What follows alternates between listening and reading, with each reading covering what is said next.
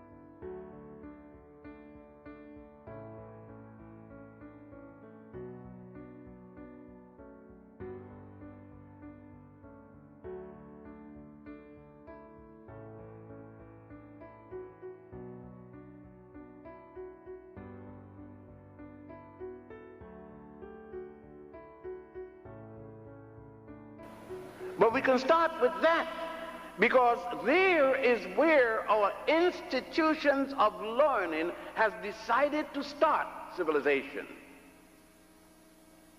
Yet the Greeks are only here from at least 1000 before the Common Era, or before the Christian era, as you would prefer to say.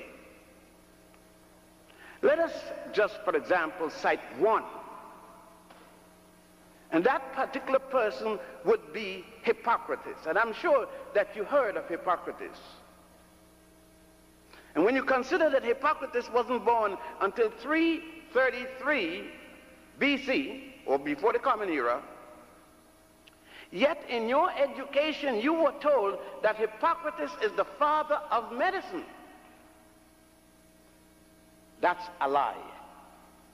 There's no way that I can say about it other than it's a lie. A lie is a lie, whether it's in the university or in the church. How could Hippocrates be the father of medicine when the first time you see him, he is in Egypt learning medicine from Africans?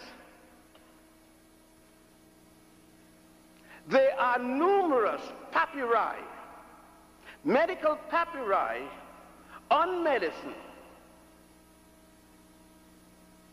The nearest to Hippocrates is at least 1,300 years before he was born. For example, we have what is known as the Hettus papyrus, the Ebers papyrus, and now the so-called Rockefeller papyrus, the Edwin C. Smith papyrus. All of these papyri go back to as early as 3100 BC. The man who Hippocrates took an oath that he would practice medicine according to this man, this African, whom the Greeks call Aesculapius in the Hippocratic Oath, a man by the name of Imhotep, died. He practiced medicine and died 2,500 years before the birth of Hippocrates. And you are telling me that the medical school and the pre-medical historians don't know this? They don't know it because, unfortunately, Imhotep had a high visibility like myself, otherwise called black. They don't know that the Ebers papyrus by Hatshepsut, dealing with Planned Parenthood, I said Planned Parenthood, 1,550 years before the birth of Jesus the Christ,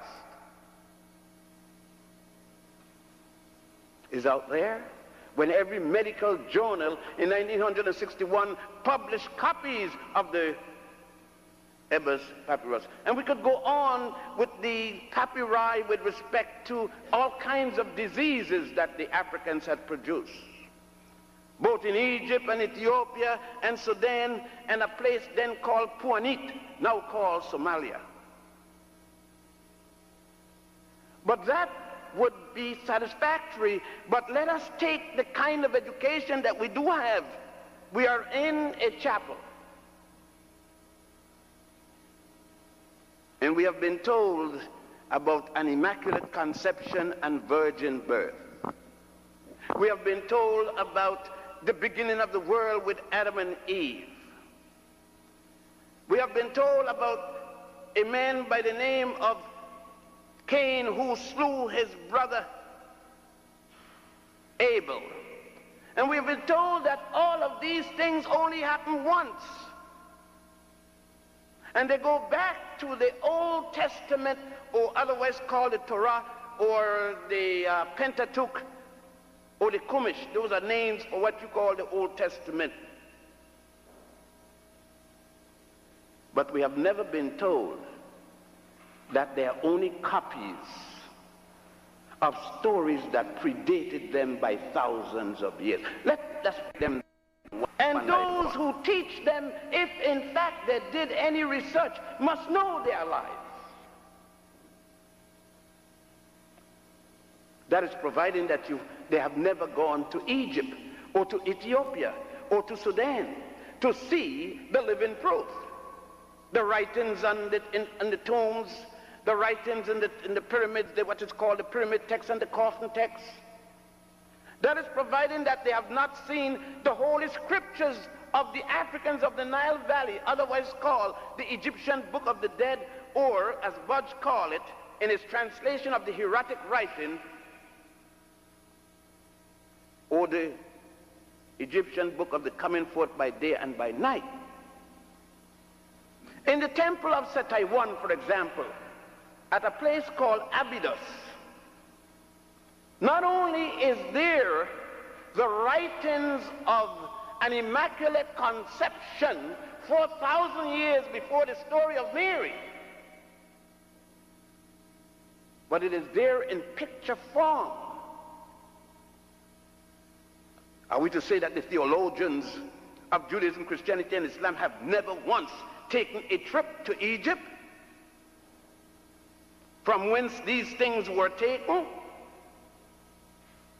In that same temple, you see a story of how Set-Typhon murdered his brother Osiris 2,000 years before the Jewish story of Cain and Abel.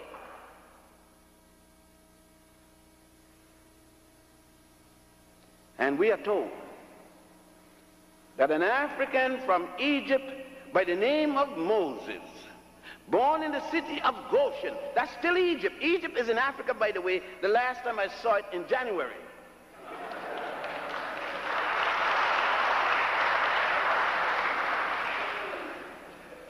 You heard of a place called Middle East. I don't know of any place called Middle East. That's political jingoism. But we can find that there was no Moses on Mount Horeb in the Sinai to receive any 10 commandments that had not been given before or written before in Egypt, because you could go in the book of the coming forth by day and by night, the book of the dead, and see in what is called the Osirian drama, not only those 10, but 32 more, a total of 42, which you can also go in the temple of Ramesses VI, in the Valley of the Kings, across what is today called Luxor. And in that tomb, you would see the 42 listed commandments, or otherwise negative confession, 2,000 years before the birth of Moses. But they told you that Moses was taught. He was an Egyptian, taught in school in Egypt, and became a priest in the system.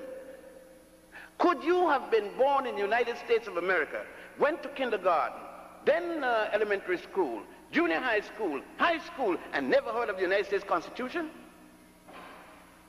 It was equally impossible for Moses to have born in Egypt, go to school in Egypt, study an Egyptian system, worship God Amun-Ra, and never once heard of the 42 negative confession, which have in it, thou shalt not kill, I have not killed man nor woman, I have not made like thy bushel, I have not... Moses himself is charged with murder.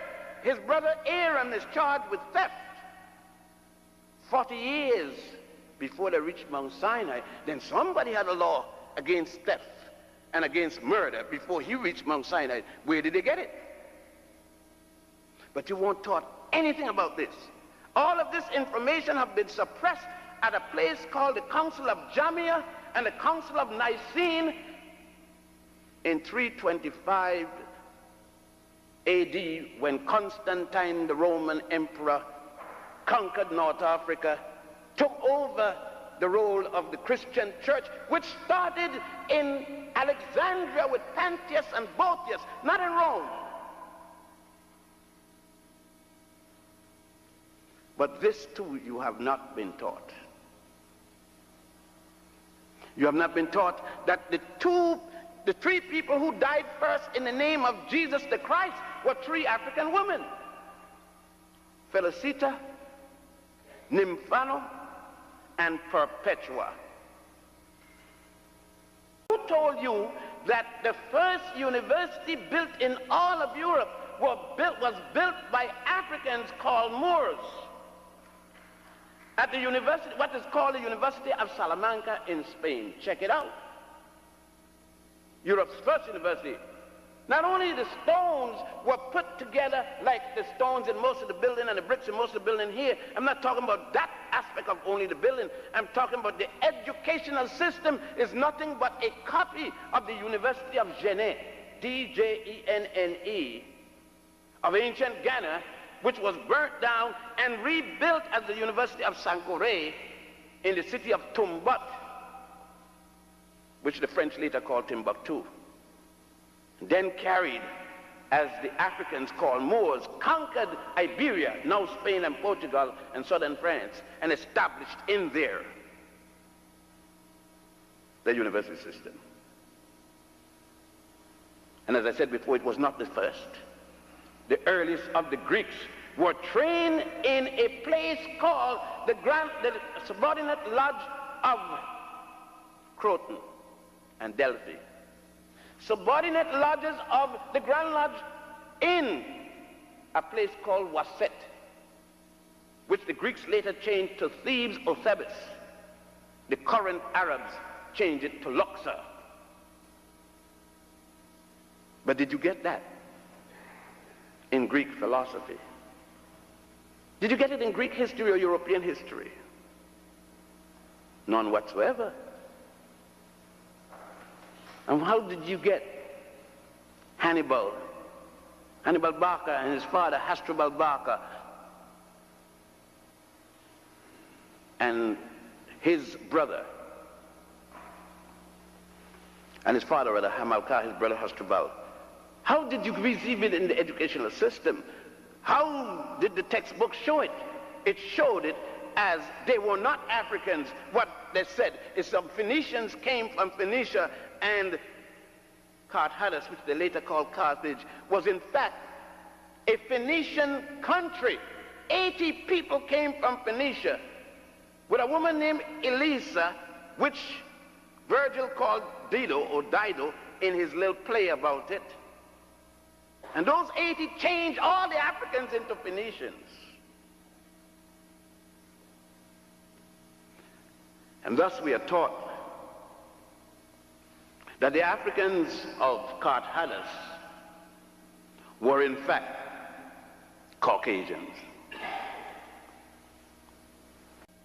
But I accidentally went to Morocco, accidentally, and find that what I had been taught in school was nothing but a pack of lies. Because I then went into the temple, I then went into the museum and found that it was totally different. But then I went on to Italy, in the Medici Museum, the Museum of Alessandro de' Medici, only to find that Alessandro was an African born in Italy. And no one had told me up to then that there were Roman emperors from Africa, such as Honorius and Septimus Severus and his son Caracalla.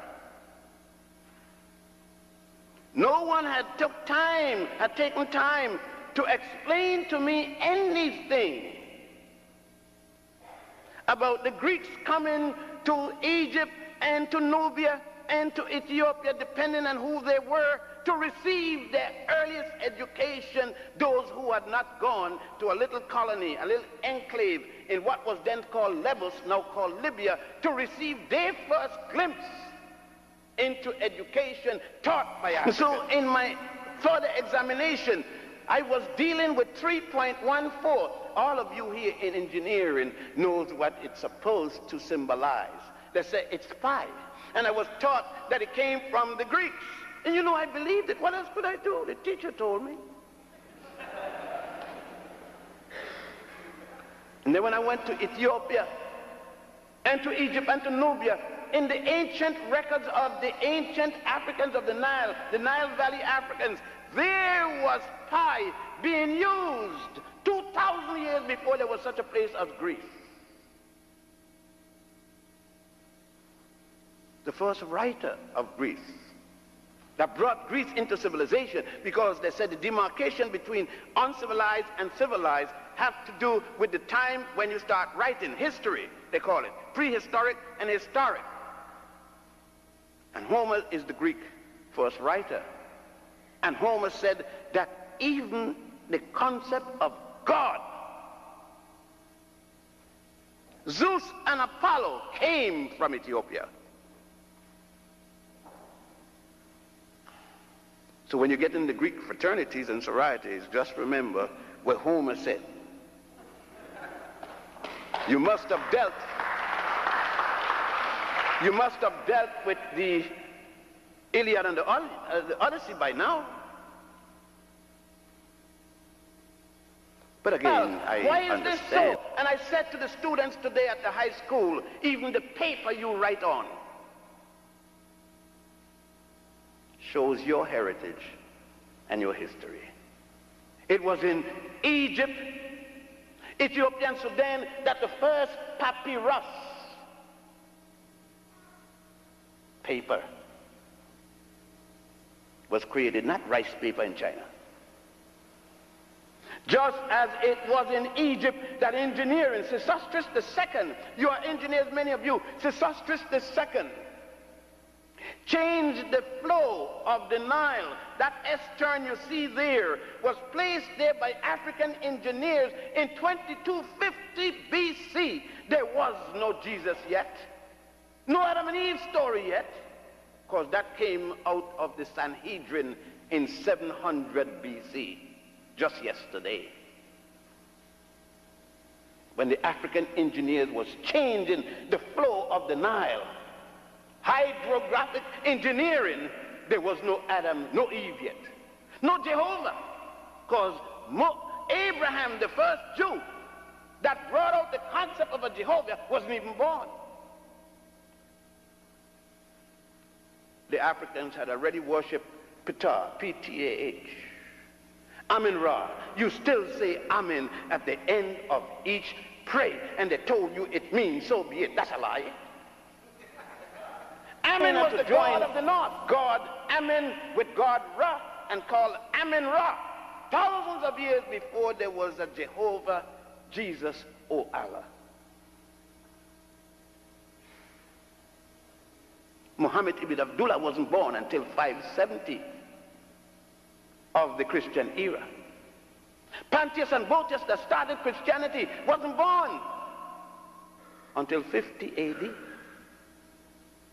According to the story.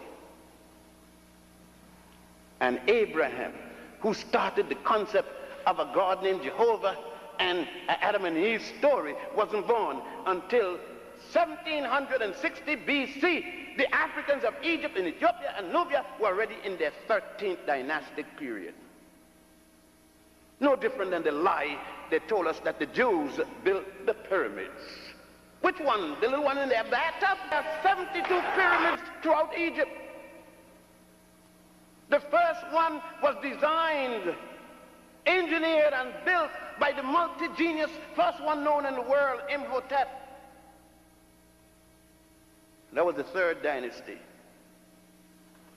The last one was the 6th dynasty, and the first Jew wasn't born until the 13th dynasty. You can't see, they know that when the Africans were built, made their first calendar in 10,000 BC, 10,000 BC, called the stellar calendar, and revised that in 4100 BC, the so-called pre-dynastic era. Where was Greece? Where was Etrusca, that later became Rome? They don't tell you about this, do they? They don't tell you anything about this aspect of the African, because it's not slavery. It doesn't deal with Amos and Andy. It doesn't deal with roots and novel, which they got you to believe had something to do with your history. They couldn't do this because they did not. Where were they when you were dealing with astronomy? That's the movement of the stars and the other planets related thereto. Imhotep and astrology established the pyramid text and the coffin text. When you go to a place called Aswan and you see how the Africans, your ancestors, dug those marble obelisks. And when you go, you always, they tell you in school, and they read the beautiful love story about the Majahara, who built his palace for his most beloved wife, the Taj Mahal.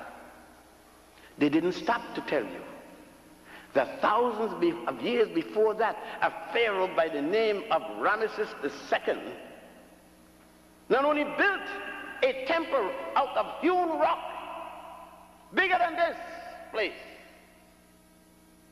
along with one for his most beautiful and most precious wife, Nefertara. Don't mix her up with Nefertiti.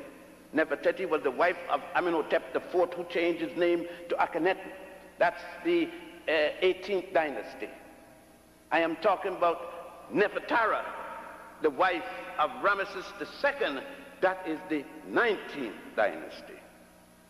No mention about that, because they can't tell you African men did anything good for African women, much less to mention pharaohs and queens. Yet the evidence is still there. You go to Ethiopia at a place called Lalibela, and you see the rock-hewn temples, the rock-hewn churches in the side of mountain, down in the ground, engineering thousands of years before any country existed in all of Europe. I'm not to speak about it. All I say to you is check me out. Check these things out for yourself. Go and see them, read about them, research about them. So when why? What happened? You say, why do I need to know it? If Dr. Martin Luther King knew what I'm talking about, he would not have gone to Mohandas Karamchand Gandhi to learn about nonviolence. He would have known that Gandhi read the works of Akhenaten to learn about, and he would have gone home to his native Africa to get first-hand information. They didn't tell him about Akhenaten because, you see, they don't talk about Akhenaten because Akhenaten taught about monotheism. He died before Moses was born, preaching monotheism, the worship of the god Aten, A-T-E-N. He taught about the Trinity of God, and you could go at a temple called the Temple of Luxor and see on the wall the Trinitarian concept 3,000 years before Jesus, Mary, and Joseph. But they couldn't teach Akhenaten. They couldn't teach these things, because then you would question what is being taught to you now in theosophy, in theology. Swastika was originally called the Gramadon, G-R-A-M-A-D-O-N. You will see Gramadons at the bottom sole of Buddha in Buddhist temples. You will see it in South America used with respect to Coatepalca, the crucified god of the Mexicans, at the time when Mexico was called Azteca. You would also see it all over Egypt, Ethiopia, and Sudan. It goes back to about 1400 BC in the Nile Valley, and it was used as a symbol of peace. What Hitler did was to adopt it. The Germans under Kaiser Wilhelm and Otto von Bismarck captured what was then Togo. At a time when the other European powers and Great Britain, with the help of the United States, was conquering all of Africa, from 1830, when France invaded Ceuta, to 1884, when they took almost all of the lands on the coast and gave Congo to Leopold II. It was then, when Germany was fighting France for Alsace-Lorraine, that the Germans realized that they weren't getting part of the action, went into Togo, took over Togo, and it is then that they adopted the eagle, the iron eagle, by the patron saint of Germany, an African by the name of Maurice, which they call Maurice of Aragon, along with the symbol that Maurice used as the bishop.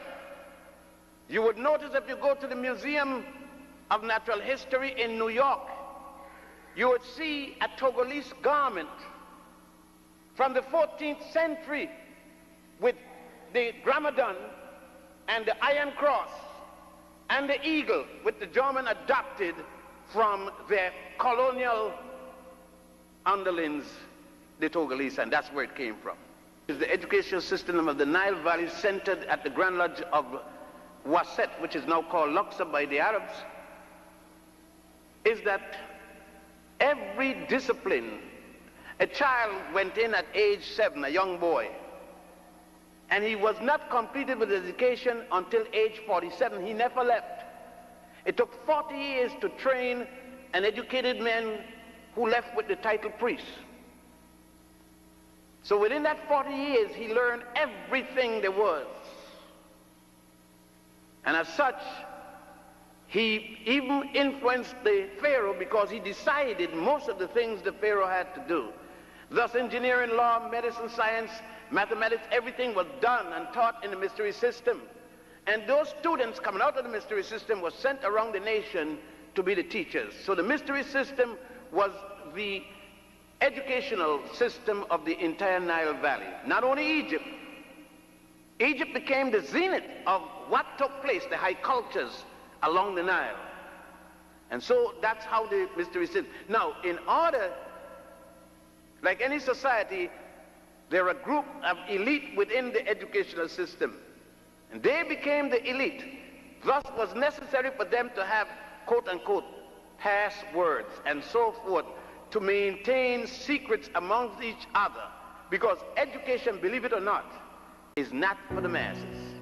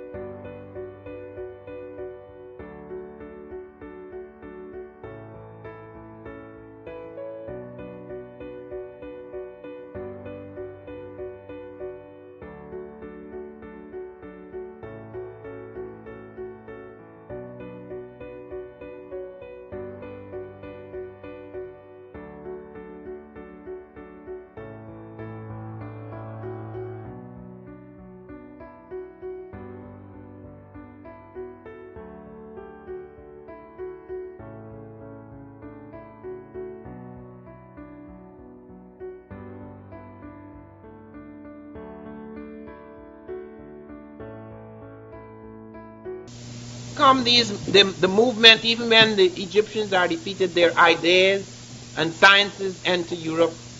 And then come other movements. We found Taharqa, the Sudanese pharaoh. When I was reading about the Mohammedan dynasties, I found to my astonishment that in the Spanish history it was mentioned how a black pharaoh, Taharqa they called him, who was both a head of the army and later became a king of Egypt and Nubia, how he came in with a garrison into Spain. And they found cartouches, the signature of some of these kings, from the Shishongs to the Osorkans, that are found in Spain, and some Egyptian influences and some Spanish villages. And then came Hannibal. That's another invasion. Hannibal, and for a long time, although there are many books on Hannibal, they just said, well, he couldn't possibly be African. But I want to draw your attention to a very important essay in that book, Great Black Leaders.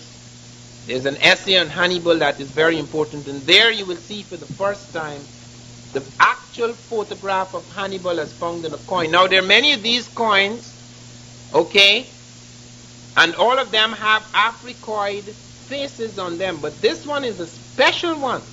This is clearly Hannibal, because on the other side of the coin is the elephant Surus. This is the elephant, the only elephant that Hannibal rode. And there's an inscription telling you it is Surus. And all the battles that were involved, bringing the Africans and other people, mercenary armies across the Alps, and the final battle against the Romans is all described in that essay.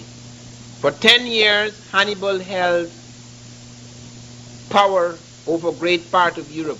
But when his brother Hasdrubal tried to bring up reinforcements from Africa, he was murdered, and the Carthaginians lost hope, and Hannibal was abandoned and he committed suicide.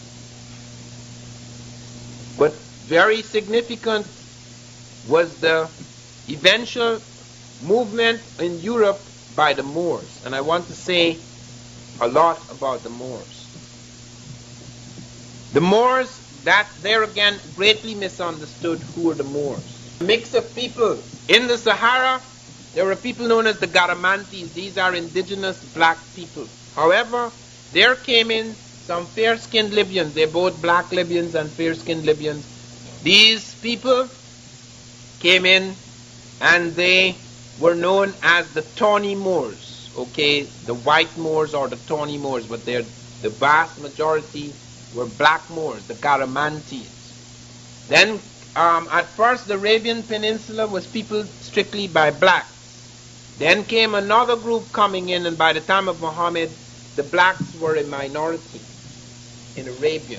So you have an Arabian type that comes into play.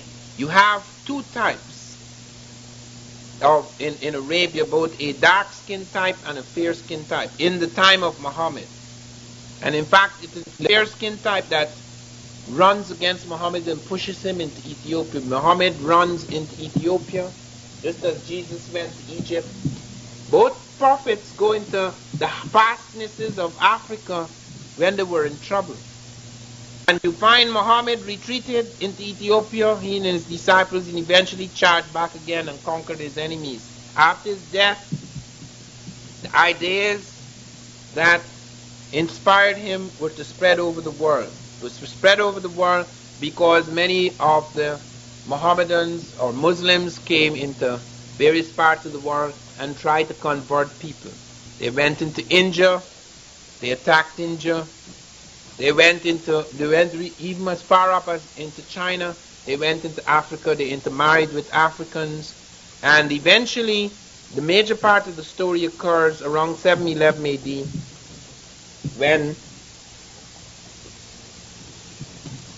an African general, Tariq, is sent out across the Straits of Gibraltar with 7,000 troops. 6,700 of them are black Africans, 300 are other types. Probably fair-skinned Arabian types. I use the word Arabian versus the word Arab because anyone can be an Arab. Anyone speaking Arabic. They move up into Spain. They conquer Spain. Now, if you go to Spain, you're going to find the same problem that you find with the Egyptians. They don't want to hear anything about the Moors. They don't want to hear anything about the Moors. Because the Moors, as far as they were concerned, they don't seem to understand. They don't want to go and check out what actually these guys brought into them. They don't want to hear anything about it. Yet all of our pictures of these Moors are drawn by the Spanish. Because the Muslims forbade the creation of images. So when there's the surrender of the Moors, it's drawn by the Spanish. Black generals surrendering. Now, if they weren't in charge and they were not the Moors, how are they surrendering? It's like if the Russians come here and we're supposed to surrender. Who do you think is going to do the surrendering? Could we surrender this country to them? I mean, it's so absurd. I mean, when you see these black faces, it's amazing. It's like this book I read when I was studying the Moors. I read this book by this English woman. A big book. For 300 pages, the Moors are fair-skinned with straight noses and blue eyes. Then things go bad and the Moors are being pushed back.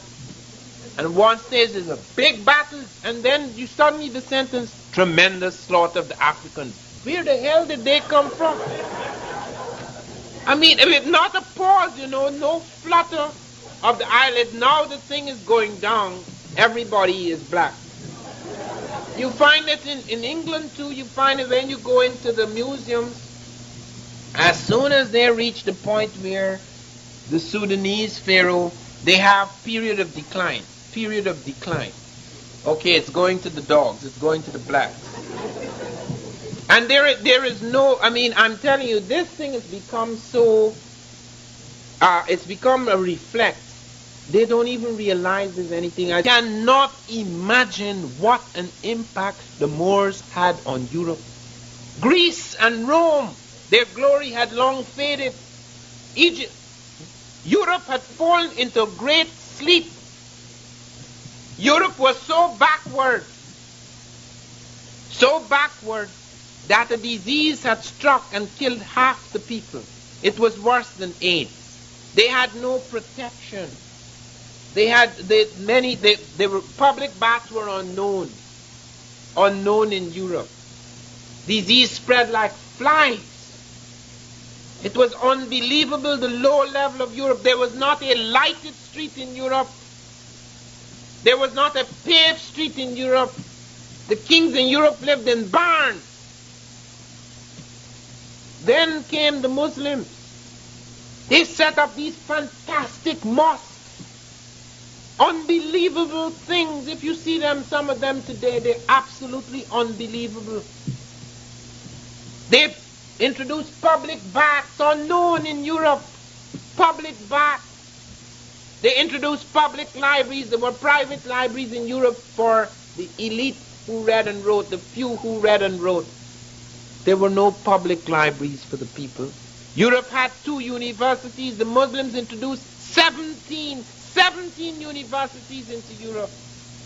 Everything that could be found in the outer world, everything that could be brought in where the Moors had their courts in Morocco and in Europe was brought into the universities.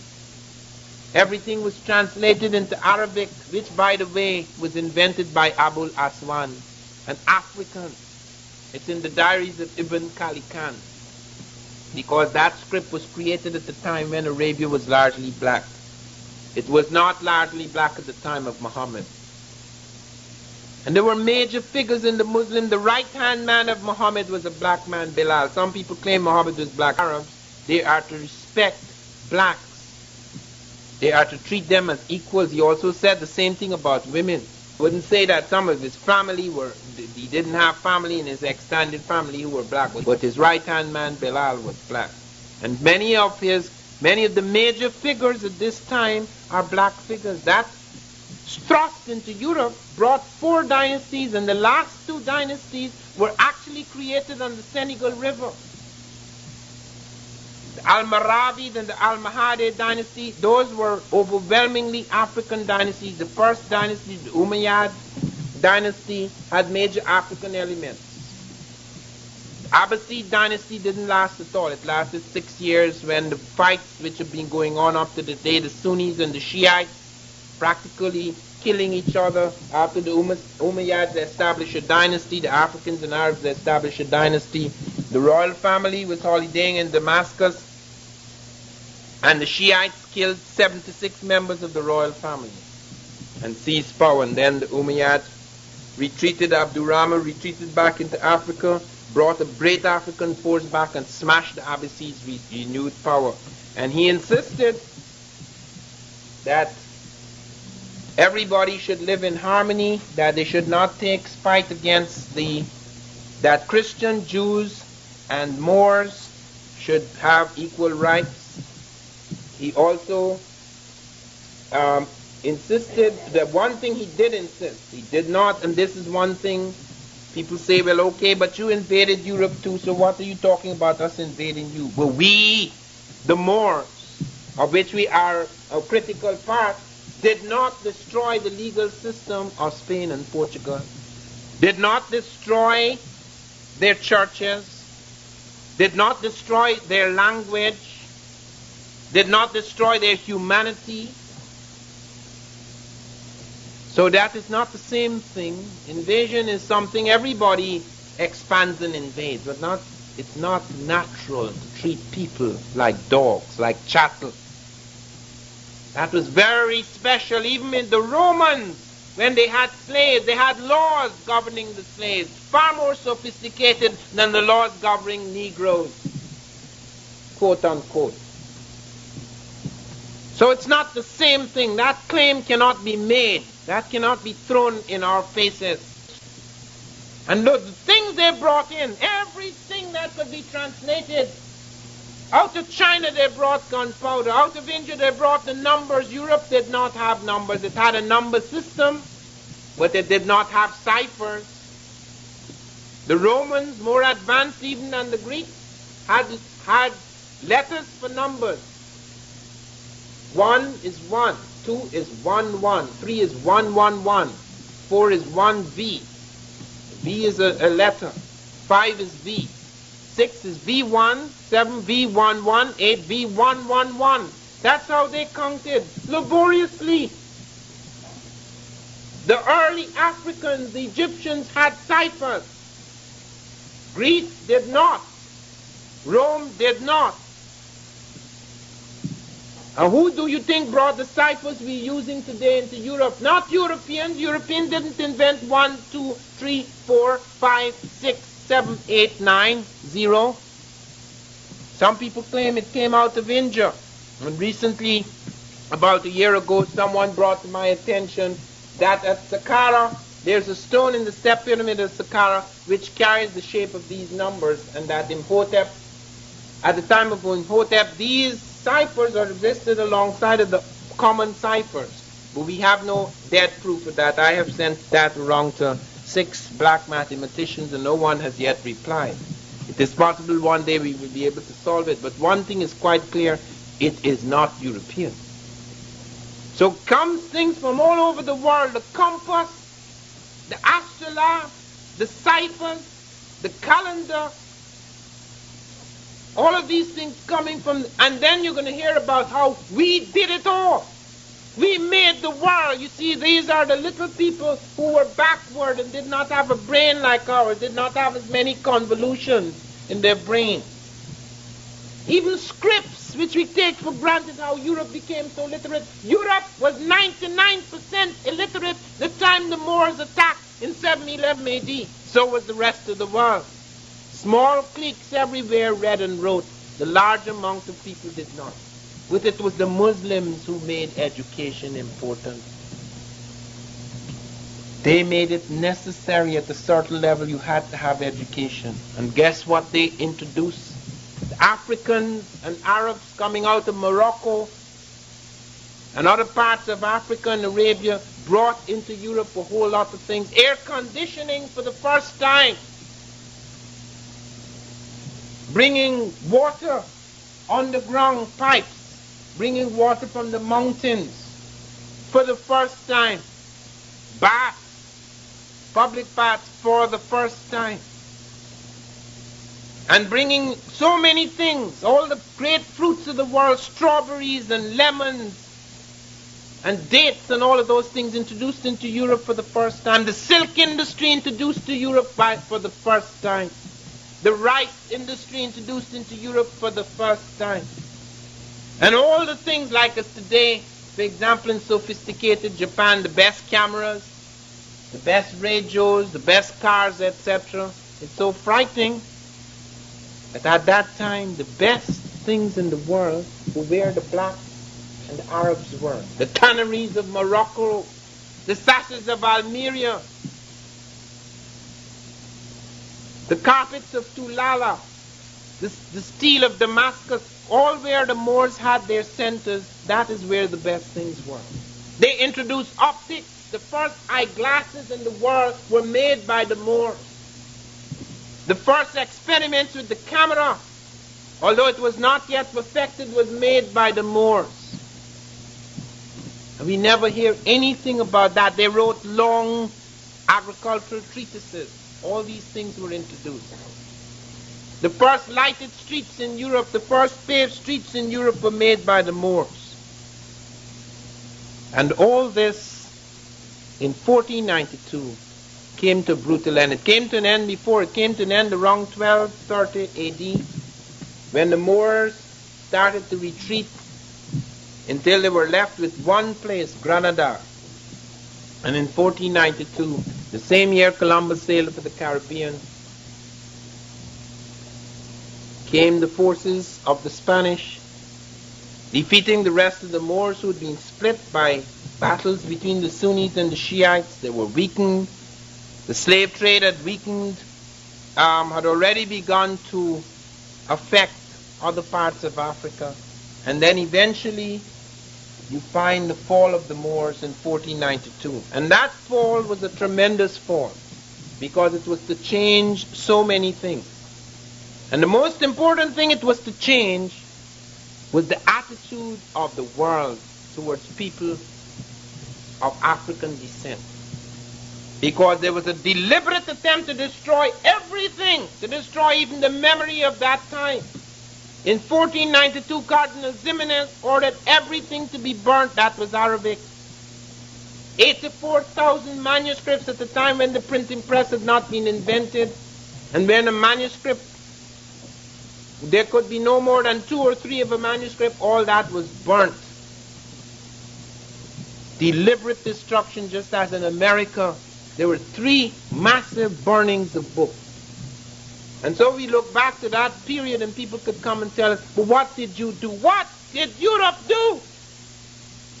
As I said to Congress on July the 7th of last year, these ships of Columbus, not one instrument in those ships was European. The sails were Arab Latin sails, which Arabs and Africans were using on other oceans. The compass did not come out of Europe. The astrolabe did not come out of Europe. They did not even know how to plot latitude and longitude. Columbus struck out for the latitude of Japan, hoping to land in India. And he himself says it. He says, I have 8 or 9 pilots aboard the ships, and they are like blind men. My pilots are so ignorant, I am afraid that they will not find again the lands I have discovered. Unquote. This is Columbus himself, talking very honestly about the level, the sophisticated technological level they had reached. And their ships, those were no big ships, were vast ships that were put on the ocean. The Chinese report ships from Africa 2 centuries before Columbus coming with elephants. Can't take elephants to China in a dugout.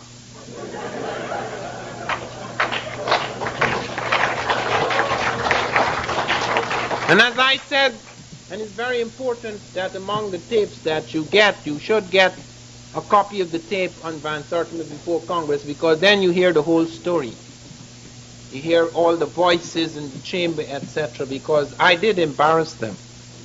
Because the chairman The chairman of the Overseas Congressional Committee, which is looking at the work of the Christopher Columbus Quincentenary Commission, and they're going to have this big hullabaloo in 1992. But they're not going to get away scot-free, because we're going to have our hullabaloo in 1992 as well. But they asked them, do you have any blacks on your commission? No.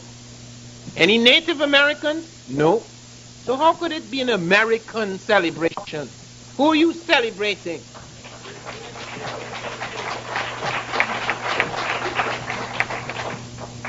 So now let me close, because I have to show the slides and we're running out of time. I've been in another state yesterday and the day before, and I'm in another state tomorrow, and I'm marking papers and going into my classes, so I'm really rather tired.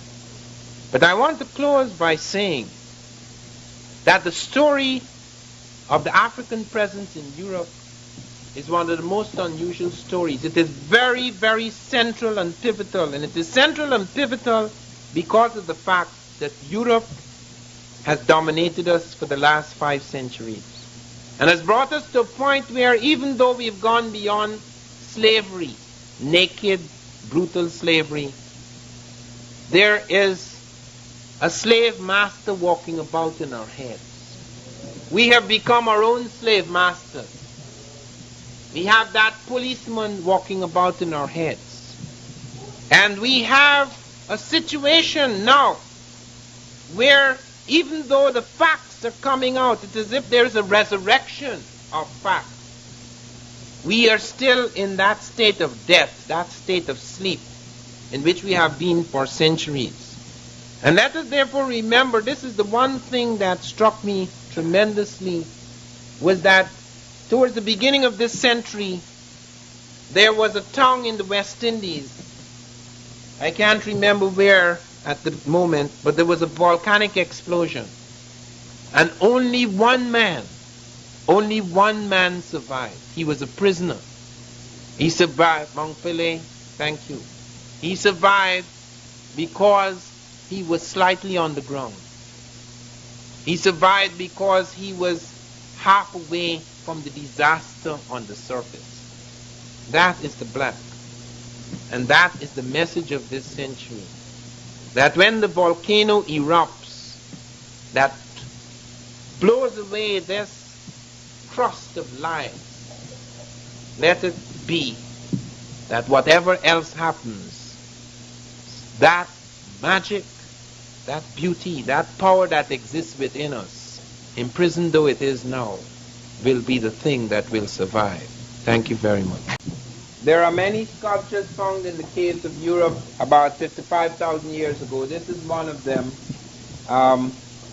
which deals with a certain kind of figure with very high hips and very big buttocks, and a certain structure of face, etc., which is found all over Europe in that time and in parts of southern Africa. This is going back, of course, about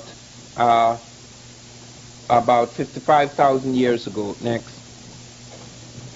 But coming now to deal with marks left by Africans in the civilizations of Europe, it seemed that not all the blacks disappeared. This is a black in Britain. This, you see the crown. This is in the royal annals of early Britain. When Britain was attacked by the Romans, it was recorded that in some places the people were black as Ethiopians, and they could not understand that. So that in certain parts of Europe, the black figure did not entirely disappear in the population. You have, for example, in some instances, like in Ireland, you have a battle between Black Sea rovers, the Fomorians with the Furburgs, and therefore, and you have the capture of Tory Island, a big section of Ireland, by Africans. Okay, this is in Britain. Next. There you find, this is in the Royal Annals of Britain, the figure with the peculiar hair, very unlike the Anglo-Saxon hair, with features, etc., and crowns, etc. Next. This is a black knight being married to an Anglo-Saxon lady. This is also from British history. Next. This is in northern Europe now. This is among the Vikings. Next. This is one of the Danish warriors. Next. This is the Swedish warrior. I should mention that they found very tall, powerful blacks among the Vikings. The Vikings are white, but you have major black figures among the Vikings. Thorstein the Hunter, and Thorhall.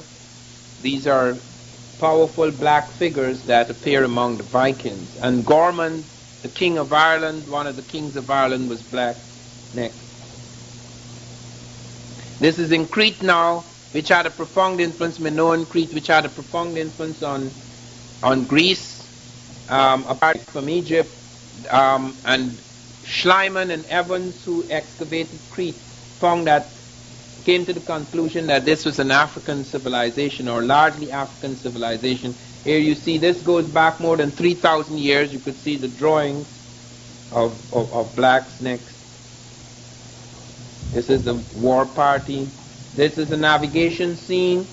Once again, look at the ships. This is more than 3,000 years ago. Look at the curve of the ships. Look, the people who are in the vessels, not just the rowers, but in the main vessel where the chief is. These are all blacks. Next. This is the stag hunt with the blacks again. Next. This is the army, captain of the Cretans, black.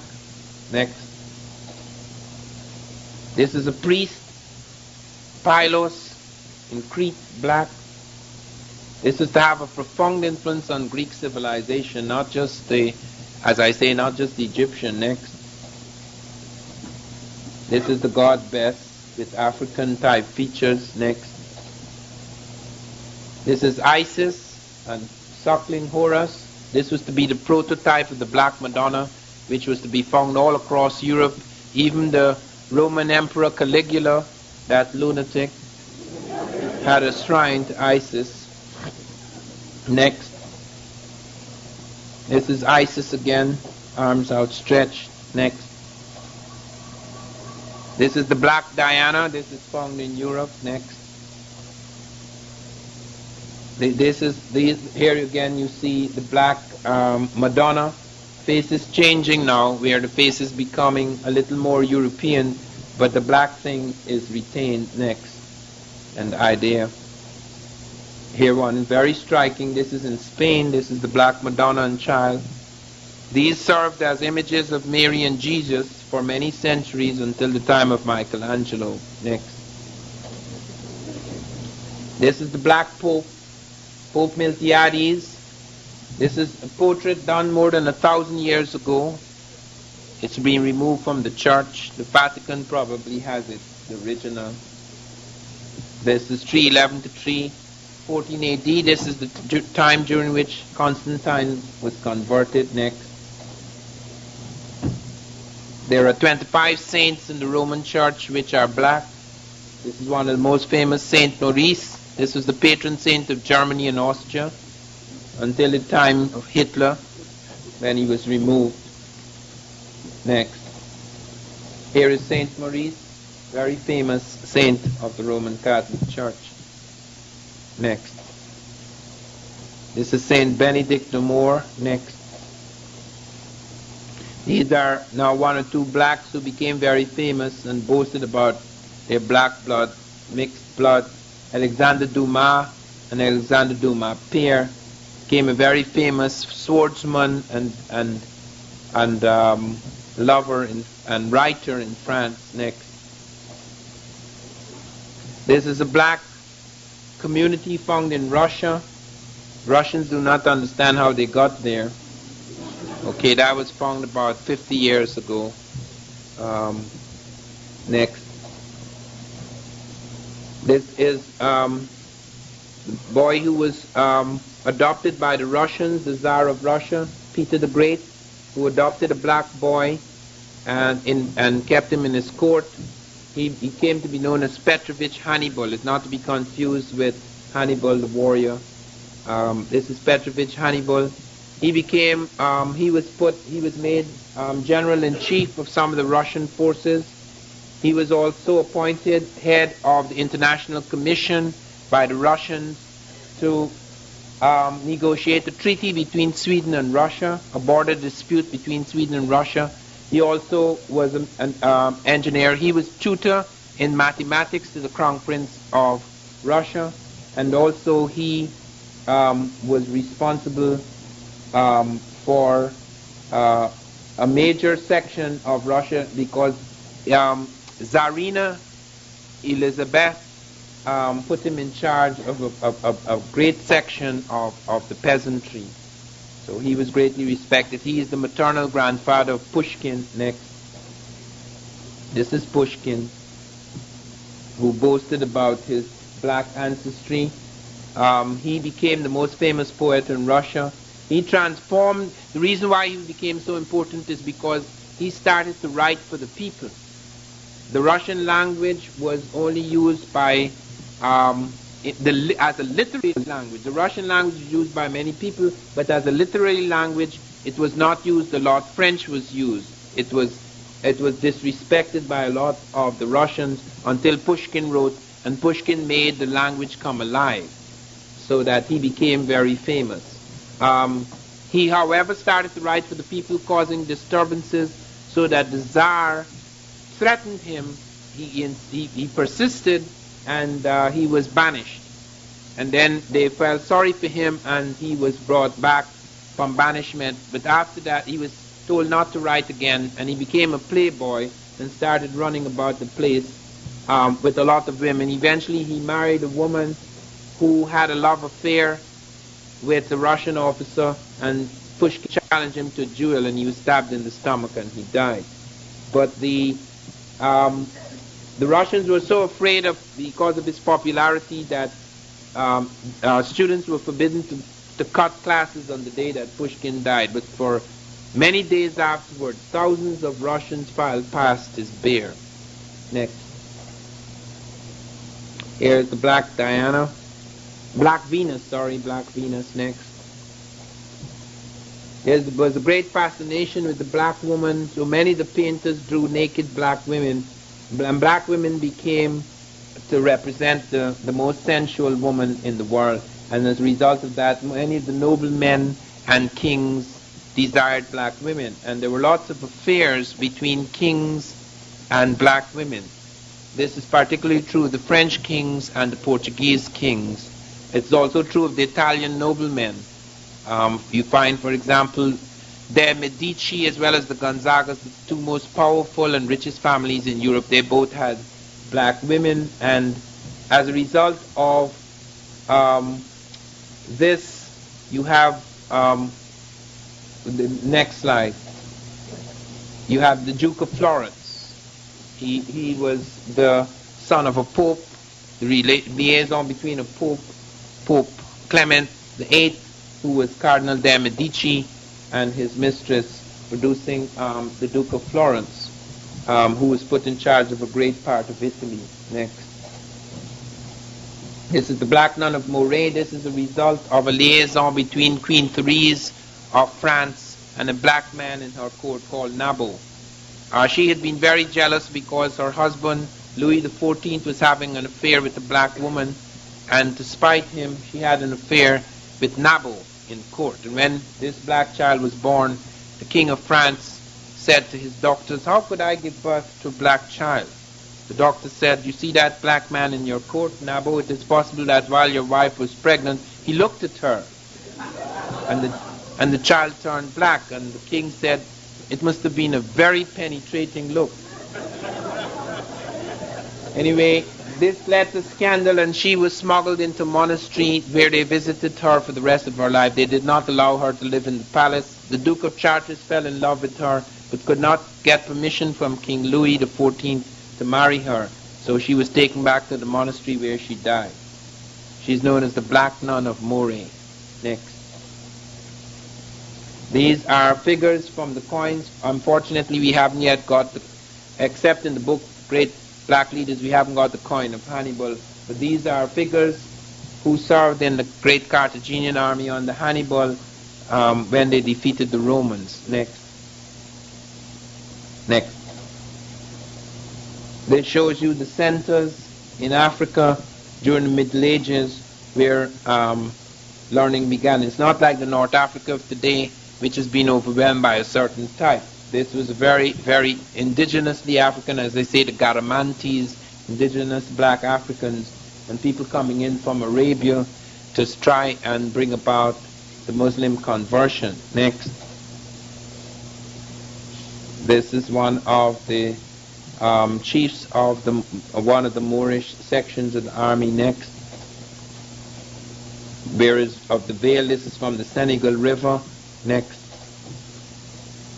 This was the Prime Minister of Sicily, because the Moors did not just enter Spain and Portugal, they also entered Sicily. This is Joannes Maurus, who was the Prime Minister of Sicily. Next. This is, you can see clearly now here the enemy representing these types, so you can see very clearly their faces. This is in the heart of Europe. This is in the heart of Europe now.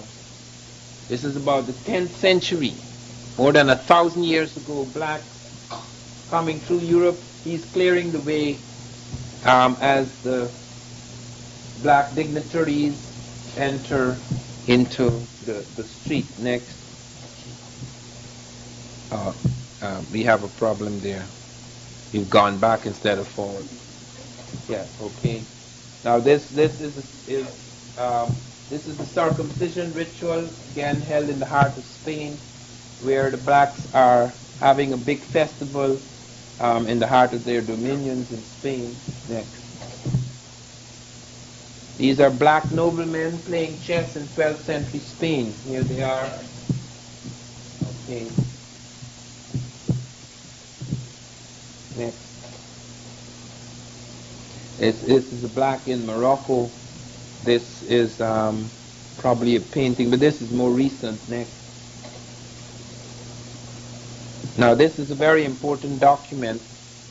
Many Europeans had taken for granted after the slave trade that Africa was an empty wilderness, that they didn't have any great cities, etc. Leo Africanus wrote a book on the geography and history of Africa, a very famous book. Only a few people read it because not many people read it at that time. But he drew maps showing how deeply studied with towns and cities was Africa before it broke up. It's a very important document. The man who read this book is Shakespeare.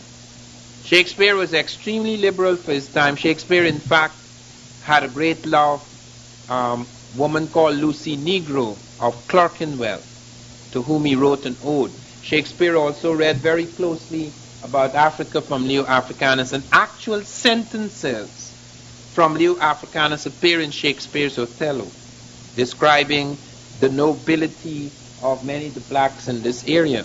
Now, the story of Othello came from an actual happening, and here I want to close by showing you the people who were involved in that happening. Next. This is a white man, an Italian, a nobleman, very rich nobleman, the Gonzaga, from the Gonzaga's family. Okay, next. This is the black woman he married. This is in the ceilings of his palace. This is his daughter. Next. And this is his son. This is Othello. He married a white woman whom he murdered on Christmas Day because he suspected she was having an affair with a lover. And a novel was written about it by a man called Cincio. And it is that novel that came into Shakespeare's hands, and Shakespeare wrote the story of Othello. Okay. Next. That's it for tonight, folks.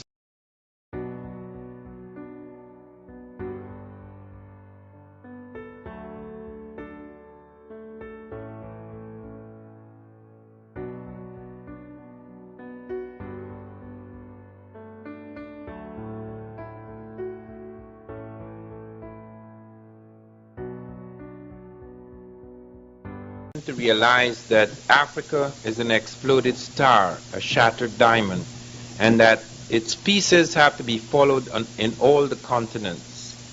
You cannot have a sense of what was essentially African just by going into Africa. You have to look into Europe, into Asia, into America. I have been associated for a long time with the American thesis, the establishment of an African presence in early America. But that is just a part, is just one part of the whole story. What we are trying to achieve is a synthesis of the African presence all over the world. The African presence in Europe, which I'm dealing with tonight, is tremendously important, just as important as the African presence in early America, because it really begins at the very beginning. Because there are no Europeans on this planet until about 55 to 50,000 years ago, whereas there are Africans going back 3 million years. Modern man only goes back about 140,000. Some people put it at 200,000. What has also been established by Rebecca Cann is that all the creatures now on this planet can be traced to one black woman who lived about 150,000 years ago. They have been able to do this with great precision because the instruments we have now, the way we can go into the blood and find out the history of man, we know that only the black has all the genes. So they can find out at what point you have these variations and mutations.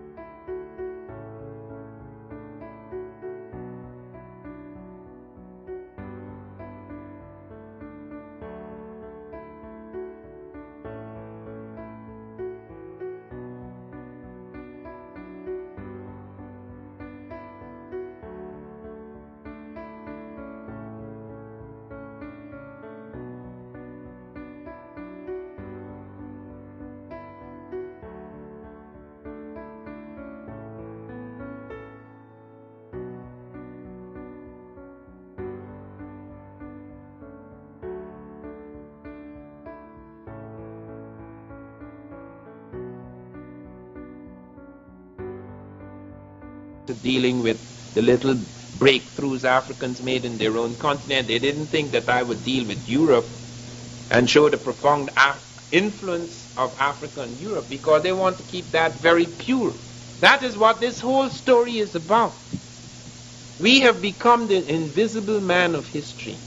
Everybody else is visible and significant. We do not exist. We move like fleeting shadows over the continents of the world, and we seem to have left no mark. We're the only people who seem to have just moved through and left no mark. How could that be possible? We who fathered it all. And I'm not saying we fathered all the sciences. That is a hollow boast. But we who fathered man. How could we have passed over the whole world for all those many, many centuries and generations without having left a mark? How well has this been hidden?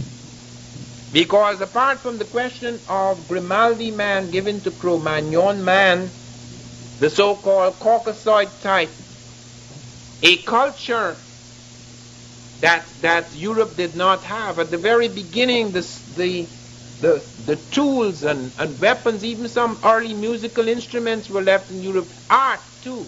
A certain kind of art where you could look on the caves of Europe at a certain period and find that the women are identical with the women in southern Africa because Europeans had not yet appeared. I mean, what we call the European today. But let us look at civilization now. Let us look closely at the record of the impact of Africa and its presences in Europe. Now, physical presences in itself is not enough, and you can see quite clearly where that could lead. Have in Europe. Merely being there doesn't make us anything. What impact did we have? We had a profound impact.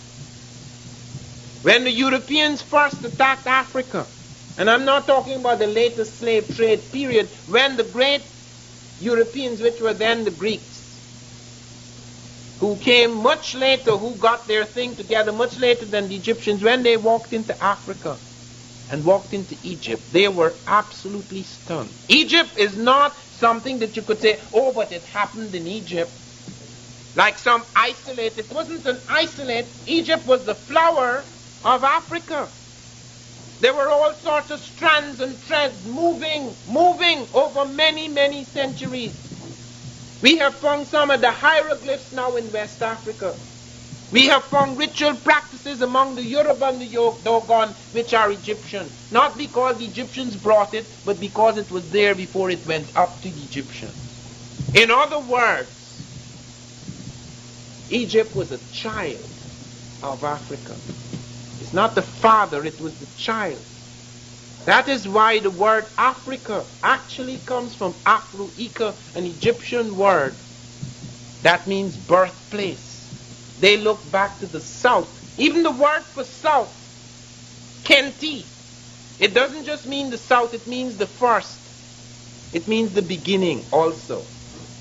They look back to Africa, back to the heartland, the continental heartland, as the source of their ritual, the source of their concepts of religion, the source of their techno-complex or science, the source of their main ideas. And what we found in 1962 is very important. We found a pharaonic dynasty. First, in Nubia, which is indisputably African, it is first found there in the dawn, not in the evening, in the dawn. And as Bruce Williams has shown, who was one of the discoverers, you have this pharaonic impulse running through the Nubians, even at times when they are oppressed by their brothers and cousins, and that's not unusual. You don't think that because one people oppress another, they're of different races. That you see that in Vietnam. There was wars between the North and South. It's the same people. You see that even in America, the civil war between the North and the South, it's the same people fighting. So that you're not to assume that because there were wars between Egypt and Nubia, or there are periods in which Egypt suppressed Nubia, that they're different people. That has nothing to do with race. All the arguments, when you look at the plant life of the Egyptians, the bottle gourd, cultivated cotton, the tamarind, the oil palm fruit, a range of things, you could trace a whole lot of things. All the plant life is African, it is Sudanic. Now, if Egypt had been created by Asiatics or Europeans, where are their plants? In that early period, where are their plants? The language, which was in question for so long, has been established by Diop through thousands of interconnections to be an African language. The iconography, you go back to those early kings, to Narmer, the first king of Egypt. You go back to people in the 11th and 12th dynasties. You go back to the people in the first great kingdoms. The faces are clearly African, not like the people in Egypt today. Those are not Egyptians. Okay, you have to make those distinctions. There are some Africans in Egypt, but Arab is not an African. There are some Arabs who are African because Arab is not a race. But the Arab Republic of Egypt is not an African republic. Make that quite clear, because when Diop was fighting in UNESCO, the people who hurt him most and who objected most to being called black were the Egyptians, because they had nothing to do with it. The Arabs came into Egypt in 638 AD. That is thousands of years after Egyptian civilization. They had nothing to do with it. That Arab, the Arabian type that is, had nothing to do with establishing Egyptian civilization. It's just like America. There are no Native Americans in this room. And if you go into other white institutions, there are no Native Americans. There are modern people who have migrated to this country, whether by force, as most of us have, or by invading the country.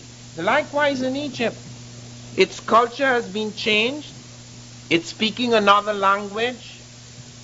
When you go and you look at those incredible monuments, they have nothing to do with the people walking around there. They don't even know what it means. They don't even know how to deal with it. My wife and I were in Egypt this summer, and we were photographing the wigs because we discovered that the two major clues to establish the blackness of the early Egyptians is skin and hair. Skin, lucky, because they're the only people who preserved their skin. Europeans didn't. They didn't know how. Africans preserved bodies for thousands of years. We have a picture of an African princess, 3,000 years old. Her skin looks like if she was buried yesterday. The hair, the eye, the pupil of the eyes, the skin, the teeth. Can you imagine that? Some people lose their teeth by the time they're dead. She has her teeth 3,000 years later. You're not dealing with ordinary people. This was the period in the world when blacks had a chance to sit down and do some thinking. They had overpowered certain territories and they could control their destiny. They were not slaves of anyone. And they had a chance to do their science. And it's not an accident. They were far ahead of the rest of the world in astronomy, in mathematics, in mummification, in brain surgery, in a range of medical things. It's not miracles. They were involved in their science for a long time while other people were struggling. The European had not caught up with that. So that when the first European entered Africa and touched Egypt, when the Greek touched the Egyptians, they did not treat them with contempt. I want you to note that it's not automatic about white and black being enemies. The whites were stunned by the achievements of the blacks. And they were not only stunned, they stood in awe, so that even though they had defeated the armies which had been taxed by battles with the Asiatics and battles with all sorts of people, the Persians and so forth, when they came in and they overpowered them, they bowed down before their God. They took the black man Imhotep and worshipped him as a god. Many black women became goddesses for the whites. Isis, who was the goddess, who was the female representation of God, she was worshipped throughout Europe, a black woman. They didn't think any woman of their race had that nobility. Artemis became the goddess of chastity. Minerva became the goddess of wisdom. These are black women. Circe in the Odyssey, a black woman. Andromeda, who helped Jason win the Golden Fleece, who married Perseus, the great Greek hero. That's a black woman. It's whitewashed afterwards on the vases, but you could see in the black women in the antiquity book, you could see what it looked like originally. And Isis became the prototype of all the great Madonnas of Europe. And even when they were broken, some of them were remade with European faces, but with the black ritual color. So it went right through. Everything was affected. They couldn't understand how the Egyptians had written such advanced medical texts. You know, the Egyptians had already done a major work on the pulse. You know, the Greeks, the Europeans, only came to terms with that advance in the pulse 1,000 years later. Egyptians had books, diagnostic percussion, studies of circulation, studies of the pulse. They had chapters that were taken by the Europeans, the Greeks, and copied word for word. Hippocrates, the so-called father of medicine, the Greek, copied studies and fractures of the clavicle and dislocation of the mandible. Copied word for word. The medical school of Kos in Europe, in Greece, was an imitation of the medical schools in Egypt. Every scholar, St. Clement of Alexandria, said that if you were to write a book of 1,000 pages, it would not be enough to put the names of Greek scholars who went to study in Africa. That was the big thing, as today in shattered Africa, Africans have to go to Europe to study. In those days, Europeans flocked to Africa to study because there was nothing much to study in Europe. Their astronomy was transformed by the Africans. They did not know how to shape the year. They had primitive, inadequate calendars. Egypt gave us the world's first accurate calendar, the 365 and a quarter day year. But of course they observed the quarter differently. They observed it at the end of 1,460 years. They had a leap year. We no longer have a leap year. We call it a leap year, but we don't have it. They did. We only have a leap day. And they split the year. After they dealt with the quarter that way, they were left with 365 days. They had 5 festival days. They created Christmas, not Europe. It's Africa created Christmas. Egypt, the word Christ is an African word, K-R-S-T, Christo, Christ. Then it was translated into Greek, Christos. It's not European. Europeans did not embrace Christ. That was to come much later.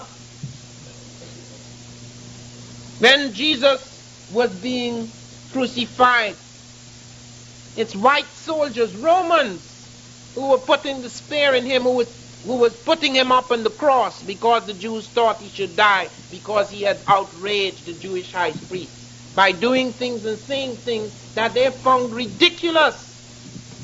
Moses had told them an eye for an eye, a tooth for tooth. Jesus said, not only should you forgive your brother 7 times, but 70 times 7. Jesus had the audacity to pick up a whip and chase people out of the temple, which they considered to be a violent act. There were many things that led to that man being killed because he carried ideas, many of which you can find among the Essenes in Egypt.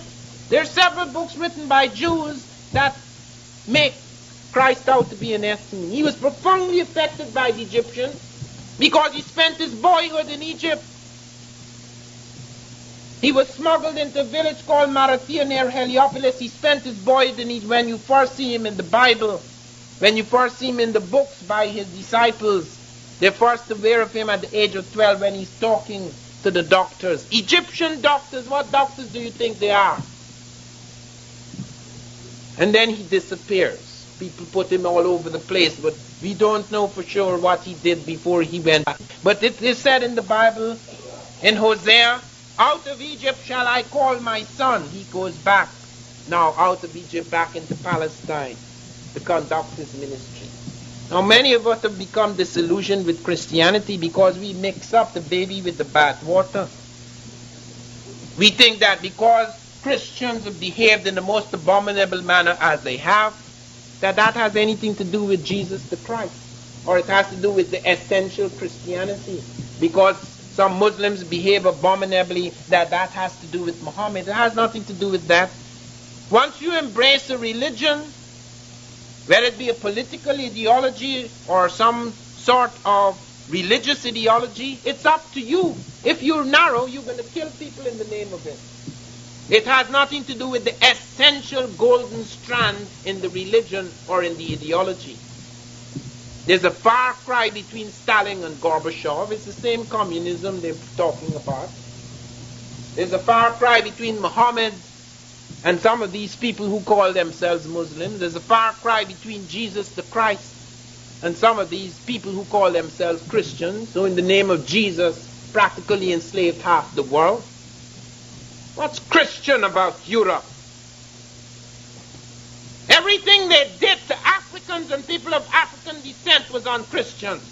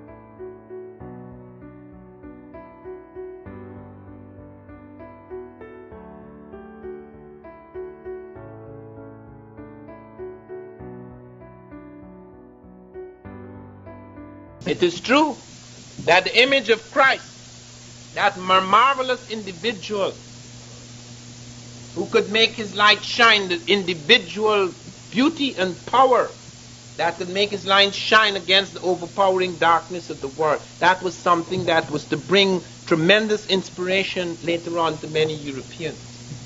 But note, even at the time of the conversion, who do you think was the Pope? When Constantine, the Roman emperor, was converted, the Pope was a black man. You will see his picture in the slides. Miltiades, the black Pope of Rome. Or rather the black Christian Pope, because Rome later became the seat of the papacy. But the black Pope was a black man, Miltiades, 312 to 314 AD. All these things were carried into Europe. The basic idea, because the Africans very early, even going back to Taseti before Egypt, they saw Horus as a Christ figure. Their concept of the Christ was already there long before Jesus was born.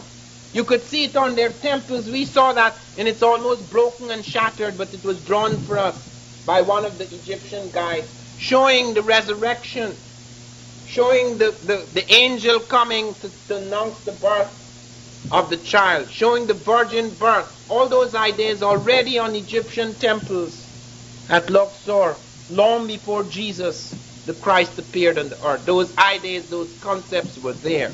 They were to profoundly affect the world. They're not European things. And when you look at the science, that in particular, it is amazing, not only the medicine, but look at the calendar, look at the mathematics. Geometry was developed by the Africans along the Nile. They had to deal with complex problems because of the fluctuations in the Nile. They developed geometry. The Greeks and Romans had arithmetic, but they didn't have geometry, that more complex kind of mathematics. That came out of the Nile Valley. And a range of other things. And the Greeks admitted it. They admitted it. Now Martin Bernal brings out his book, Black Athena.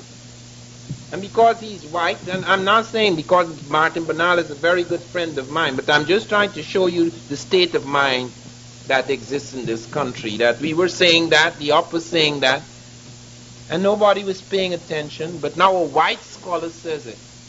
It's a big thing. It's like a sudden discovery. It has validity.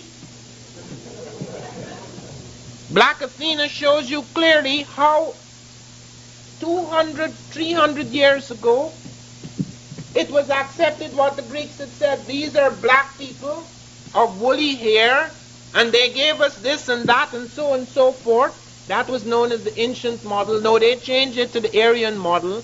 The Germans in particular, trying to show that Egypt is a Semitic language or so Indo-Aryan elements and all sorts of things like that, and how the Greeks exaggerated their debt to the Egyptians, because even in spite of all their attempts to say that there was nothing black about the Egyptians, they were at least aware there was some black in them. It made them uncomfortable.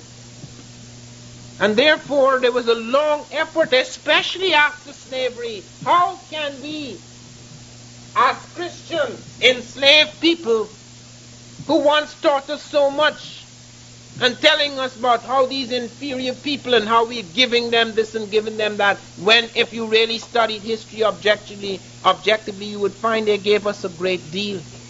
That couldn't be tolerated. You couldn't sleep at night with a Christian conscience thinking that you were enslaving people who were equal in any real sense. They had to be unequal. They had to be inferior. Therefore, they had to be excluded from everything that was of significance. Even when it was found in the heart of Africa, among African people, something could not be accepted. When they found the ruins of Monomotapa, everybody said it was an African kingdom. Everybody said this was an African center in southern Africa. It's 800 years old. But when they saw the building and the marvelous conical tower, and these guys putting together stone in a manner in which it was never put together in Europe, well, it couldn't be by Africans, naturally not. If the Portuguese built it, if the Chinese built it, It's the Phoenicians built it, it's the Arabs built it, not Africans. Wherever they found something, if they found the sophisticated plant, the cultivated plant, somebody brought it. When I was studying African presence in early America, I was corresponding with the South African. He didn't know I was black, because my name Van Sertima, it sounds like a Boer name, it's a Dutch name. Okay, I was my ancestors were the slaves of the Dutch, because my country was once owned by the Dutch. So he thought I'm Boer like himself. I didn't say he's a Boer, he thought I'm not much different. And so he's writing these things, and I'm collecting this information because he'd found maize had entered Africa, and he couldn't understand how it had entered. And like Leo Wiener, he'd also claimed that blacks must have been in America before Columbus. But it took me a long time to realize what these guys were really saying. Blacks were in America before Columbus, but they were still slaves. They hadn't jumped at all. Because what he was really saying, when eventually he wrote me a letter in which he said, Van Sertima, if you find the yam, the Caucasian, and the Negro, all three of them West African items in America before Columbus, someone, a human being, must have brought them there. In other words, the blacks were in America because a human being, a white person who could migrate and move, brought these static people into America. Could you understand that? Do you know how deep that is? That is the reason why we have such a hell of a time recovering history. I have students, I teach students in black civilizations. After a whole semester in which I've shown them of all these various methods we've used to reconstruct history, on the plane coming from New Orleans this morning, I'm reading an essay by one of my students in which she is telling me that it's a pity we can never recover this history because we only have the oral tradition, it's unreliable. And she's quoting all of these early white scholars. And the books that she had bought at some expense from me, she wouldn't open the book. Could you understand that? She would not open the book. Now that's not true of many of my students, thank God. But could you imagine that? She has already made up her mind. I'm going to say we did great things, yes, because Van Sertima likes to say that. But I'm going to read the books that were read before, because I don't have validity, I'm black. So it doesn't matter what you say, she would not, and she doesn't even know it. She doesn't know that is what the process that is happening. Can you understand the sickness? That is why we can't be casual about this. This is dead serious stuff. It's as serious as religion. And it is religion because it is making sacred again the human being. It is religious in that regard. Because that blackout, it's a blackout, a whitewash. It is as if Europe has totally overpowered us so that, as I say, we become the invisible man in history. And the whole things that come out to suggest that we are making it all up. Look at all these things. It's detailed. It's so detailed that the great thinkers, the greatest scientists in Europe before Einstein, Isaac Newton, who brought about this tremendous synthesis of all the sciences at that point in time. Do you know what he was doing? Now, he is a genius, I'm not denying that, but even he was cheating. They found a book written on various elements of gravity, written by a Moor. And he had written of course, it's an obscure little book, because there was no great printing presses at the time. He's written his, Isaac Newton, his book. And he has a lot of writing on it and discussions to himself and so forth. When he died, they found it among his papers. Nobody said anything. Recently, a man in England has brought it to light. Now, Newton was a remarkable man, though, and Newton the astonishment of everyone, including myself, studied Egyptology. Newton said, we thought he got his Egyptian education from Kepler, Copernicus, and Galileo. Galileo had used an African water clock in his experiment, and he had been affected by Egypt. But we found that he was actually reading Egyptian texts, and he said there are three things in which some of my work has been prefigured. One, the Egyptians knew about the atom. Of course, it didn't reach the point about atomic fission and fusion. That is a recent development. But he said that they called the atom the monad, and they saw it as the building block of the physical universe, even though they had mystical notions about it. Nobody on earth even dreamt about the atom at that point in time. Not until many centuries later. He said further, he was convinced that they had a sense of gravitational attraction because they talked about the harmony of the spheres, how these things were held in a certain relationship because of these belts of gravitation. Pythagoras came from Egypt with that theory. He'd been there, according to Newton, 22 years. I thought it was 7. This is his own brother, scientist. 22 years he spent in Egypt.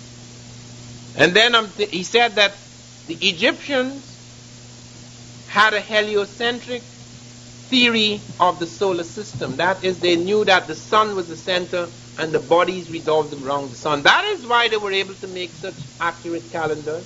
Do you know in Europe they did not know that?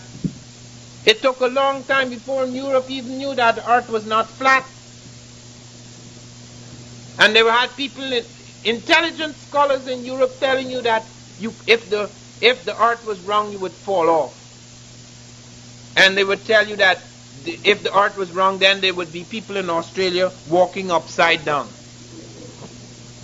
That was a big concept for them. These are, you see, now we are living on the European power, where the European media overwhelms us and all the books are European, so that we automatically assume, having been born in that prison, that mental prison, we automatically assume these people were on top of the world with all their tremendous intelligence and invention. That is not the case. And it doesn't just end with Egypt. There were other movements by Africans into Europe. Africans were not a static people. Not only had they been there migrating in the very first period, 3 African types migrated until finally the modern type.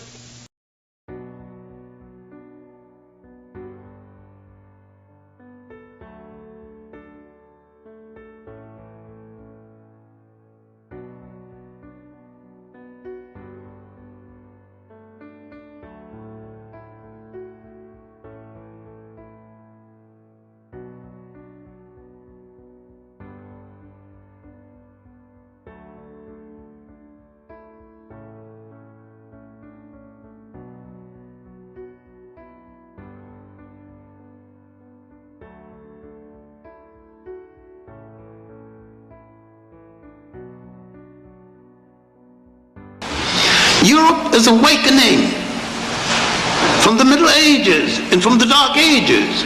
The Africans are still ruling Spain, still block Europe from the Mediterranean, and yet the storm is gathering in Spain between 2 sets of Africans. And this storm is gathering because the Muslims are beginning to fight among themselves. Portugal frees herself from the domination of the Africans in 1240 because the Africans were the military arm of Spain from 711 to 1240. Because around 1000, the Almoravides under Ibn bin Tishfan enters the scene. Mostly Africans, sprinkling of Arabs. But in the 1000s, but 1240, the Almohades enters. Now you have two competing military groups for the Mediterranean in Spain. In the 1400s, they began to argue among themselves. The Almoravides are puritanical Muslims. The Almohades are mixed with the second Arab invaders who came in from Arabia in the 1000s.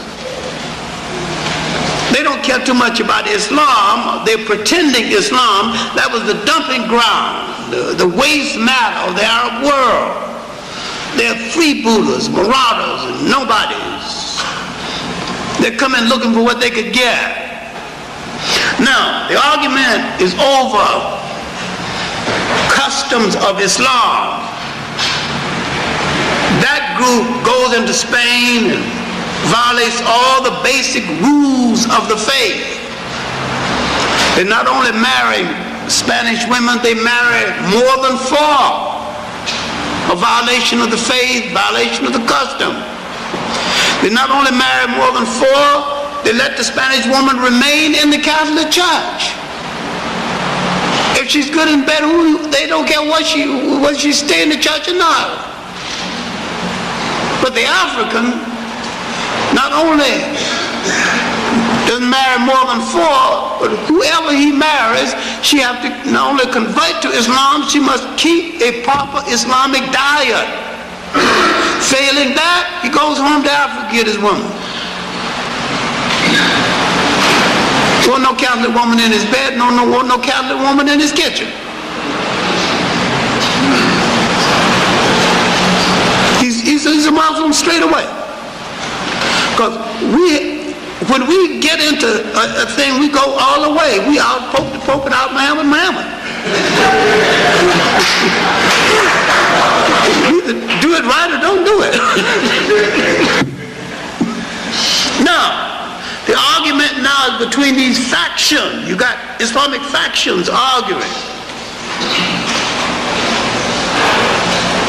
Now, about 1450, this argument is getting heated to the point where one half of Spain under the Castilians have freed themselves from the domination. The Castilians boast that they have no Moorish blood. It's a lie, but that's what they say.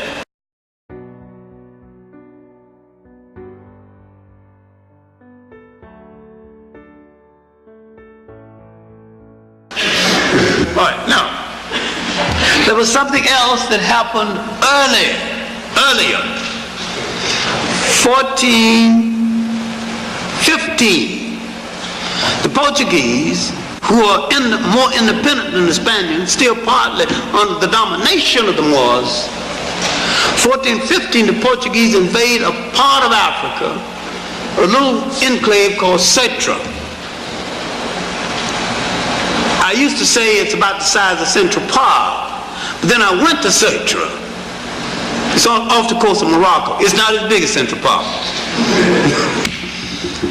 And they conquered it. And this put hard in Europe.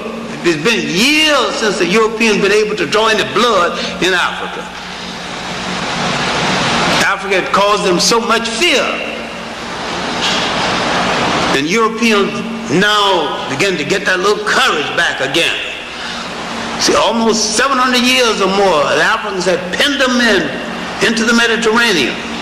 The Mediterranean was the sea of the world, the trading sea. Since the days of the Carthaginians, they wanted that sea. Remember during the Roman time, Carthage, when Hannibal blocked their way off, and when they shouted out, Carthage must be destroyed, they just had to have the Mediterranean. They've got to have it right now. it touches on three great cultures. It was the melting pot, the cultural melting pot of the world. They wanted it back again. They wanted to get back into the Mediterranean, back into the trade of the Mediterranean. All right, 1455. We have to go slow right here because something is going to happen. 1455. Spain and Portugal now free enough now to go to the Pope and begin to talk about, we're going to take over the world next. They're so sure of themselves, they're talking about lines of demarcation. Go to the Pope, talking about how we're going to divide up things when we're in charge. In this ensuing conversation before the Pope sells the argument. You are both authorized to reduce to servitude all infidel people. This account is beautifully told in Eric Williams' Capitalism and Slavery, and told again in his work, The Caribbeans from Columbus to Castro. I don't know what you think about Eric Williams. A whole lot of people didn't think too much of him as the Prime Minister of Trinidad. And a whole lot of people don't forget that Eric Williams, while he may not have been a good Prime Minister of Trinidad, he was one of the best historians to ever come out of the Caribbean islands. I knew him personally, and he was a colleague of mine, and knew him enough to fight with him and argue with him and to do. That man knew research. That man knew history. He should never have been a prime minister, because that's my personal opinion. Because I just happen to think that he was out of place as a politician. He should have been in the classroom. He could do more research faster and get more things correctly placed than any historian I know about. He wrote the history of Trinidad and Tobago in 2 months. And wasn't a single error in it. Some writers take 3 years to do a book like that. It's insight into history. And while in his last years he wanted to ban his own book, Capitalism and Slavery, I still think it was, in fact, he wanted to put you in jail for bringing it into Trinidad. I still think it's one of the great masterpieces of economic history. But my main point here is that the Pope had literally sanctioned the mentality that would go into the making of the slave trade. Now, as we move further, something else is going to happen. These are unnoticed events in history. The maps of the Jewish gold merchants who had a monopoly on gold trade in North Africa and in Inner Africa, called the Western Sudan, would fall into the hands of Prince Henry of Portugal, called Henry the Navigator, though there is no evidence that he ever went to sea. He would open a school for chart making and map making. The important thing about the school is that a little known sailor, Christopher Colon, later called Christopher Columbus, would attend this school. More about him later. All right, now Europe is learning longitude and latitude. Europe has forgotten how to handle ships. The school at Salamanca, run by Africans and Arabs, had began to translate this information from Spain in Spain, translate this information from the leading maritime nation of that day, which is China. Now, taking the material from China, Europe is going back at sea, but Europe is learning something else. Europe is learning intellectual history, also preserved at Salamanca. Europe has forgotten its own masters, has forgotten its philosophers, Aristotle and Plato and all of this has been forgotten. Europe is learning again its own intellectual heritage. Europe will learn this, and Europe will turn on the very people that preserved it for them and say that the people who preserved it for them have no culture, and will keep up that lie to this very day.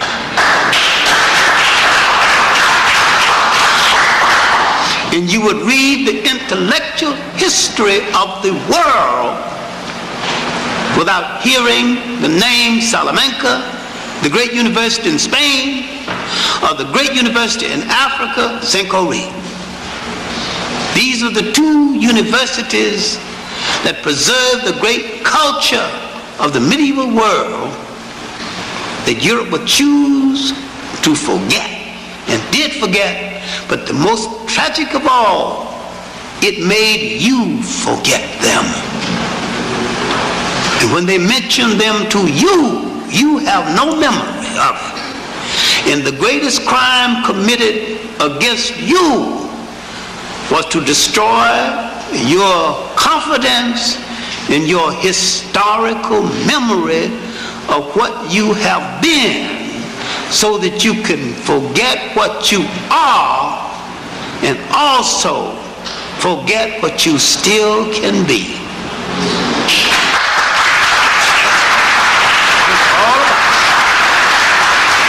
That's what it's all about. And this is why the European is referred to as the evil genius.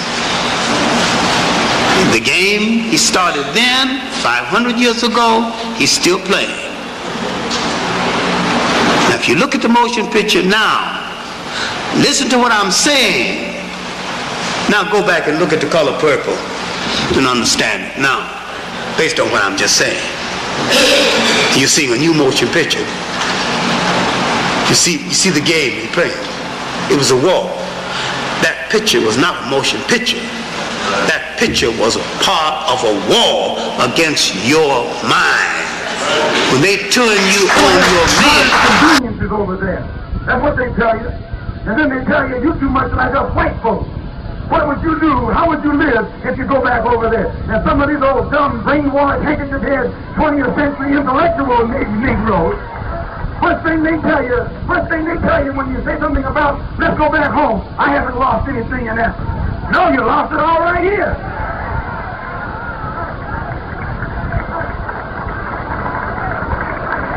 You came over here with it. When you came over here, you had it. But you lost it. You lost your name. You lost your language. You lost your mind. You lost your culture. Don't tell me you didn't lost your mind. You came over here black-minded. Now you're white-minded. Been brainwashed. All of the color has been taken out of your heart and out of your mind. Now you're running around not satisfied unless you can talk like white folks, unless you can walk like white folks, unless you can eat and sleep like white folks. You're a white black man, white on the inside and black on the outside. You're not this and you're not that. Mr. In between.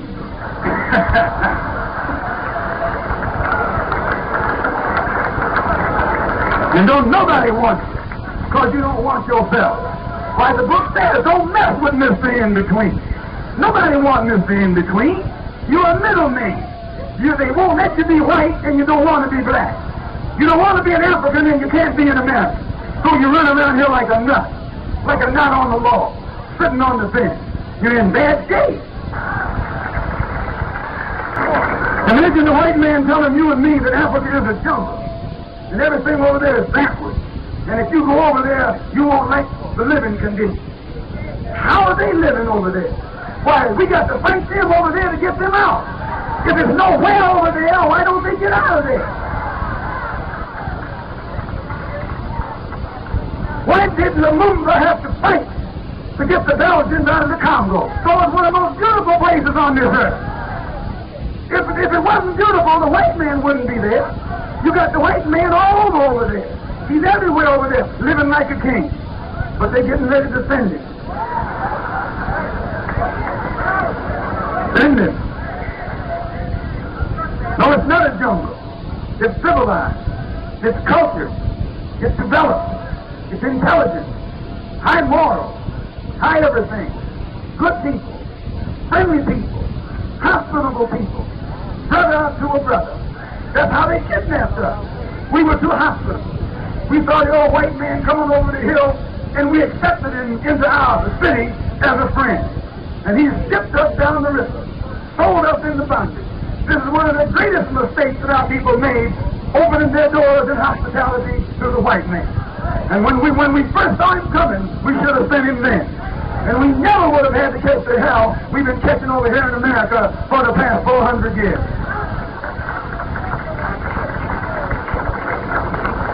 When he came to Africa, he came from the jungle to civilization.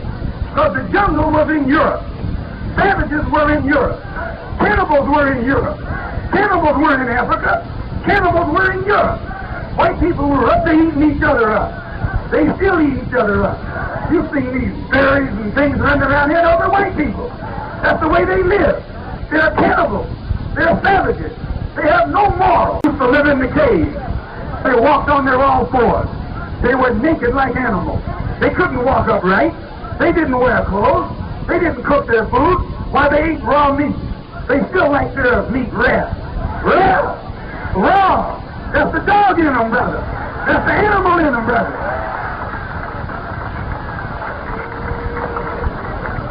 Now they're a race of cave dwellers. Didn't know how to bury their dead. For 2,000 years they lived up in the caves of Europe. And during that time, your and my people were living in luxury, living with high culture, living in a high civilization. Why, Africa is the root of civilization. Africa is the home of civilization. Africa's been civilized a long time. They have all kinds of civilizations in Africa. They have the Egyptian civilization, the Carthaginian civilization, the Mali Empire, the empires of Benin, of Mali, Songhai. Why, you can call out empires all day long from the African continent that were at a high state of culture when these blue-eyed things were crawling around up in Europe, living in huts, eating raw meat. I love to talk about it. I do. I love to talk about it. Yes, I love to talk about it. Talk about them like a dog. And they should be able to take it. Now they know how we feel. Why, when I was a little boy, they called me nigger so much, I thought that was my name. That's all they knew how to call you. Now they get an inkling of how we feel, and the chickens that they sent out there are coming home to roost. They are a race of cave dwellers, raw meat eaters, naked, no clothes wearers. That's where they came from. They are not fit to be walking around here telling you to look like they do, or imitate them. No, they learn civilization from you. They learn culture from you. They learn how to wear clothes from you. They learn how to cook their food from you. They learn mathematics from you. They learn science from you. Why, the black man in Africa has mastered the arts and sciences. Way back yonder, he mastered the mathematical sciences, the astronomical sciences, to the extent where he could plot the course of the stars in the universe when this old white blue-eyed thing didn't even know that the earth was round. He just found out the earth was round. A group of children in Europe decided that if the adults have failed, we will go and rescue the Holy Grail. We will go across Europe and do what they failed to do. And this is the last and the most tragic of all of the crusades, the Children's Crusade. The most tragic crusade in history. 250,000 children, maybe a little more, marched across Europe. These kids were sincere, dedicated Christian children, marched across Europe saying that they would go and rescue the Christian ornamentations in the holy places. Adults integrated themselves with the kids, ostensibly to help them. About half of them froze to death, died of hunger. And when they got to the warm waters of the Mediterranean in the spring, they discovered that the adults came in to help them were really slave traders who sold the rest to the infidel Arabs that they were supposed to be fighting. One of the tragic events in human history. Now, if the African understood that event, if the Africans had insight and understood what the Europeans were doing to the Europeans, he could have saved himself from the slave trade.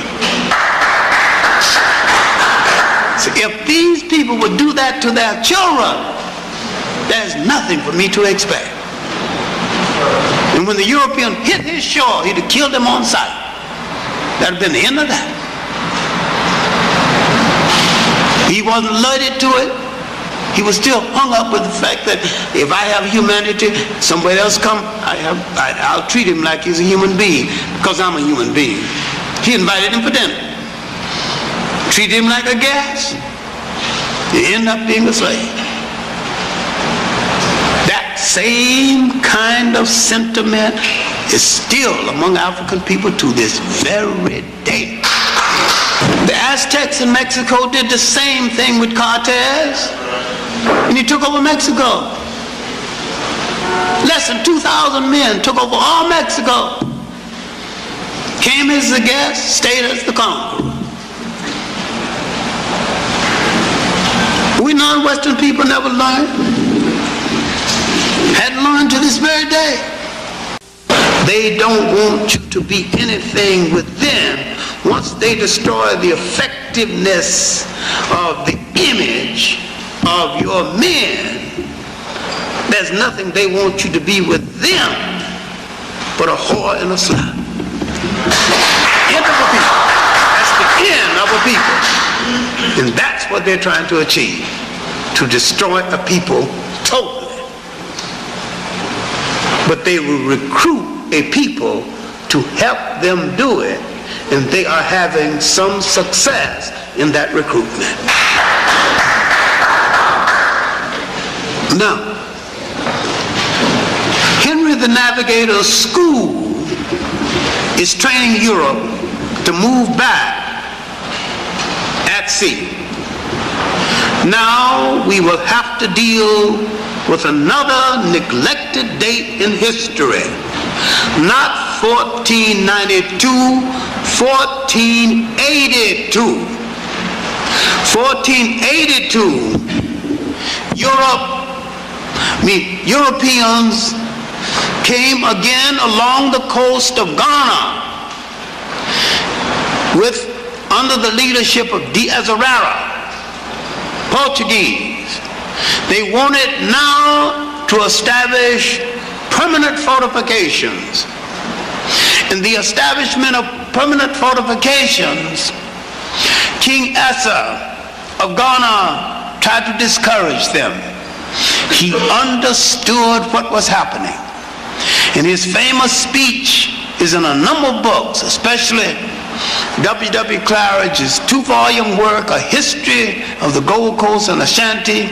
It's again in J.C. DeGraff Johnson's African Glory. It's in a number of books.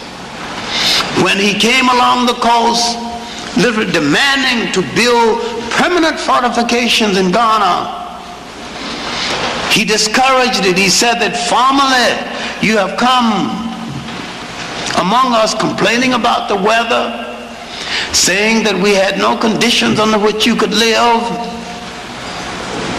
Now you come in splendid attire. Now they will come all dressed up and saying they were sent by the gods. Now they're saying that they're coming to rule now. They want permanent fortifications. And what did they want to build? Elmina Castle, the largest slave fortress in all Africa. I was there this summer.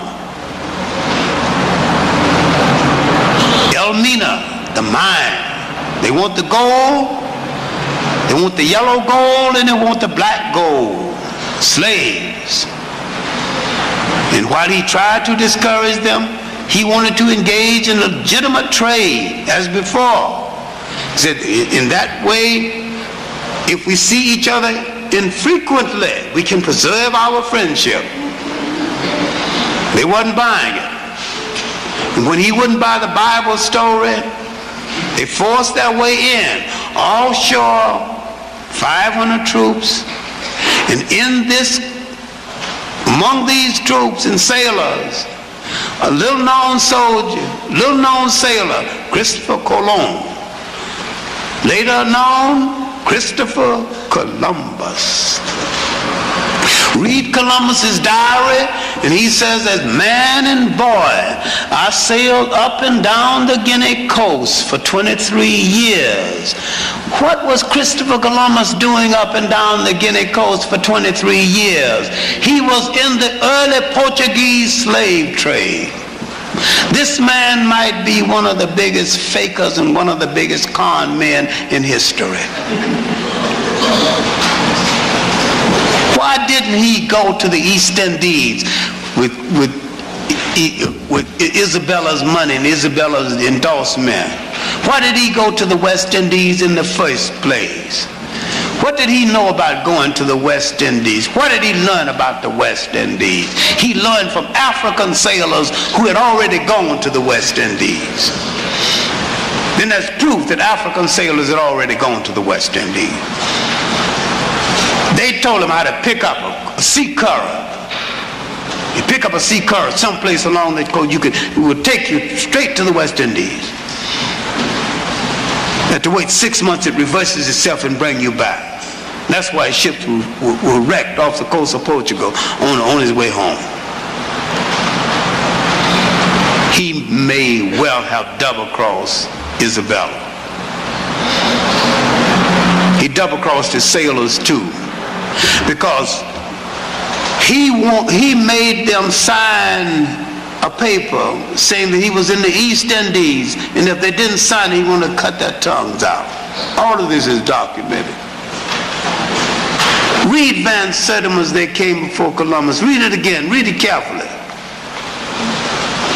But there's a 3-volume work also, hard to get now, Africa in the discovery of America.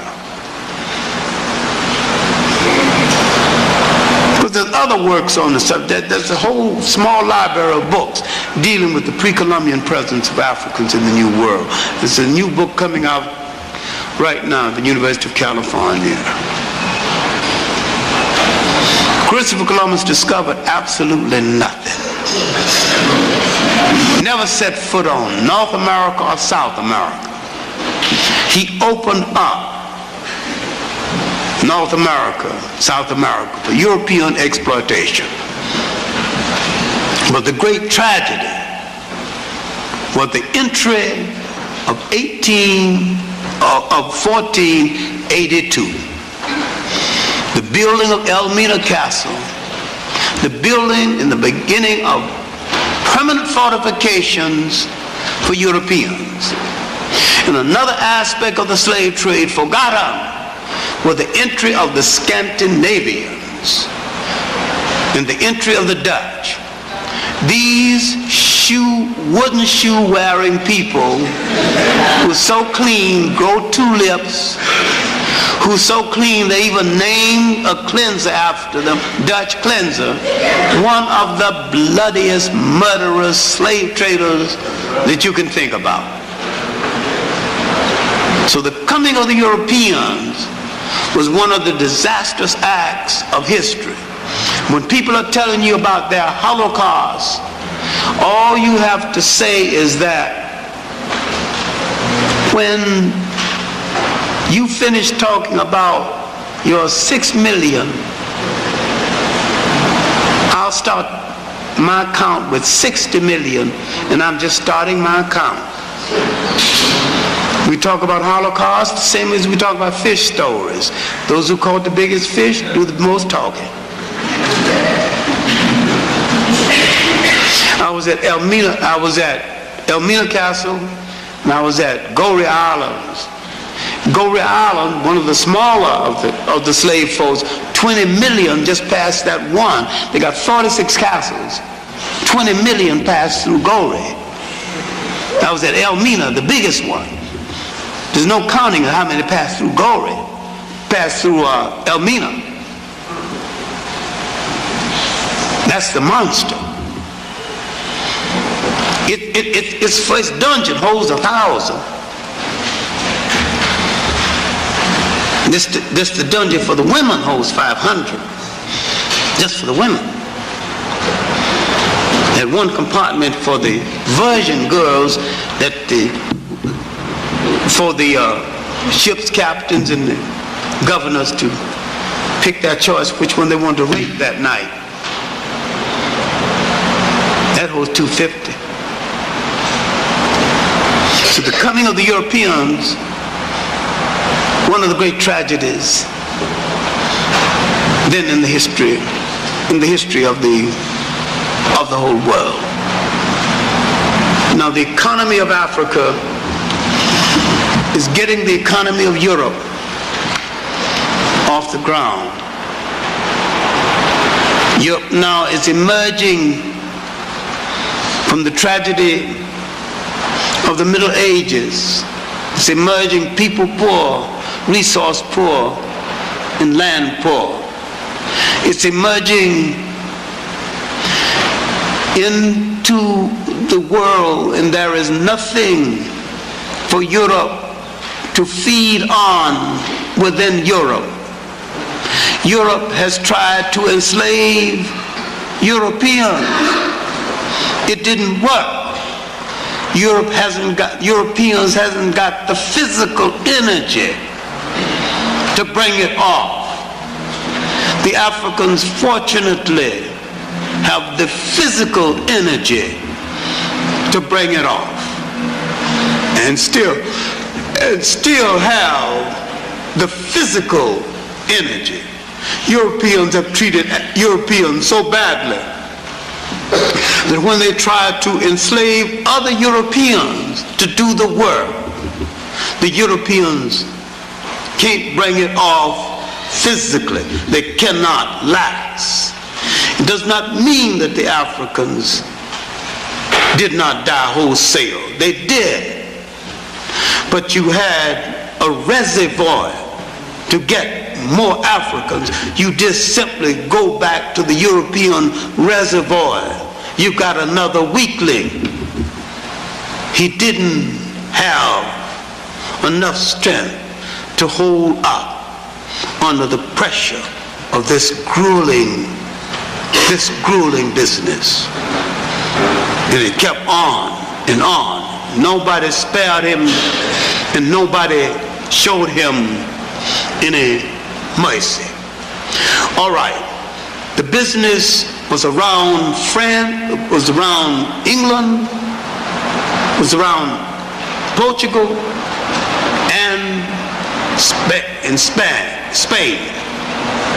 The British were kept out of the business, not out of any benevolence, because of an argument the British had with the Catholic Church. The French had some difference of opinion with the church and did not enter the business until that holy devil, Cardinal Richelieu, gave France a rationale to get into the business. Then France got into the business.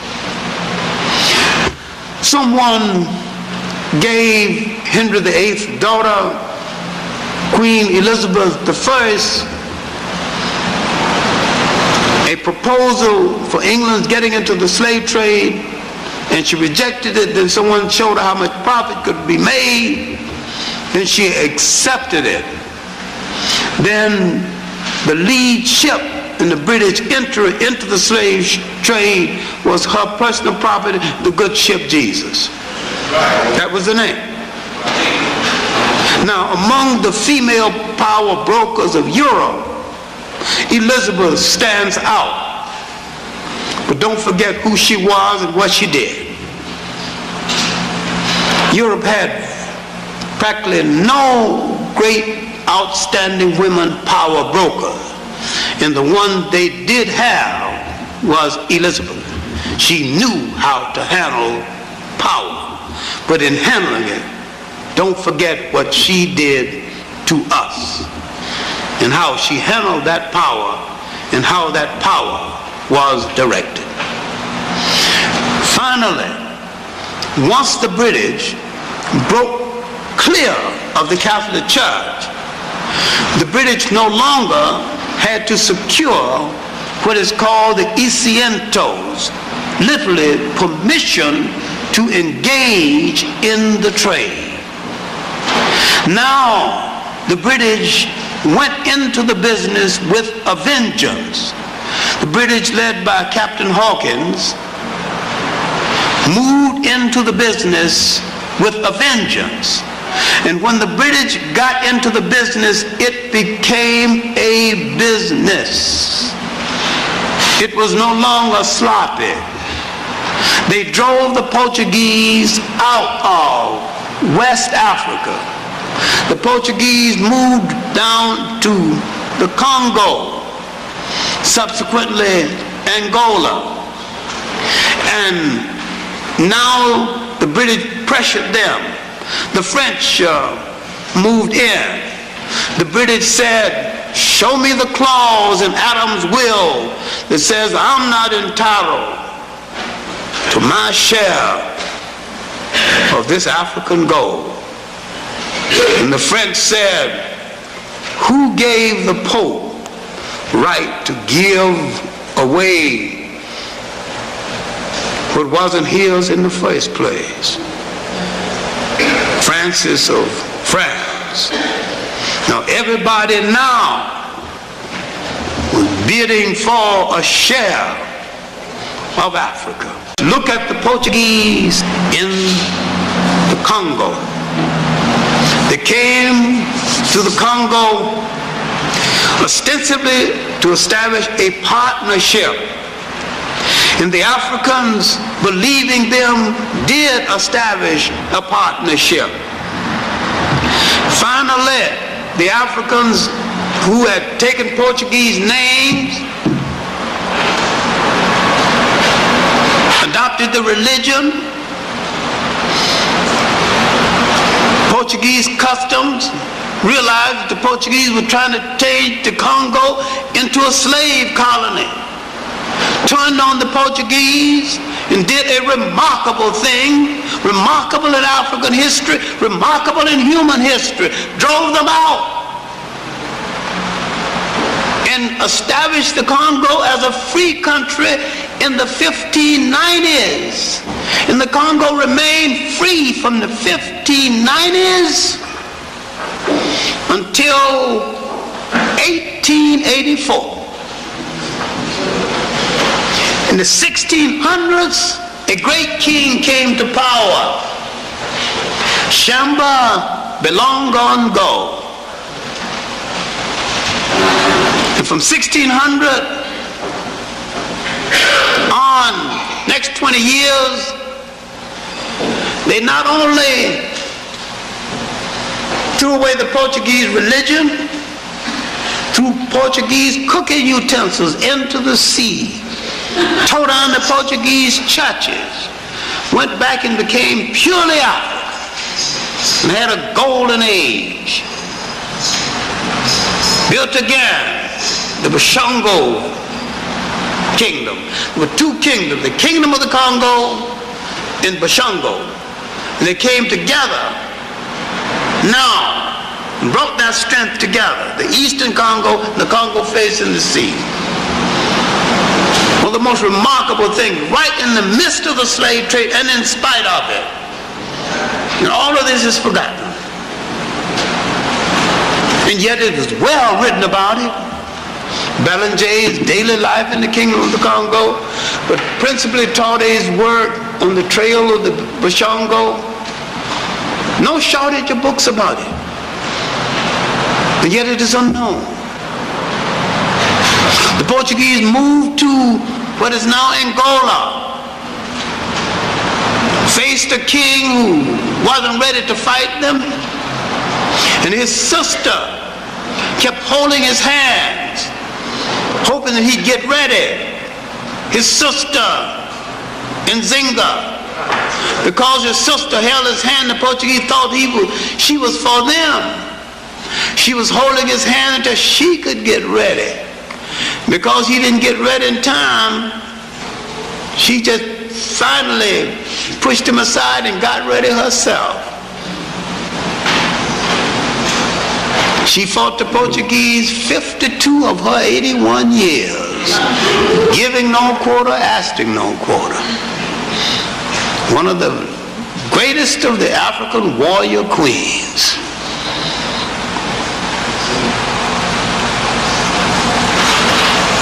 She was from a group called the Jajars. She wanted to stretch an empire across the southern belly of Africa.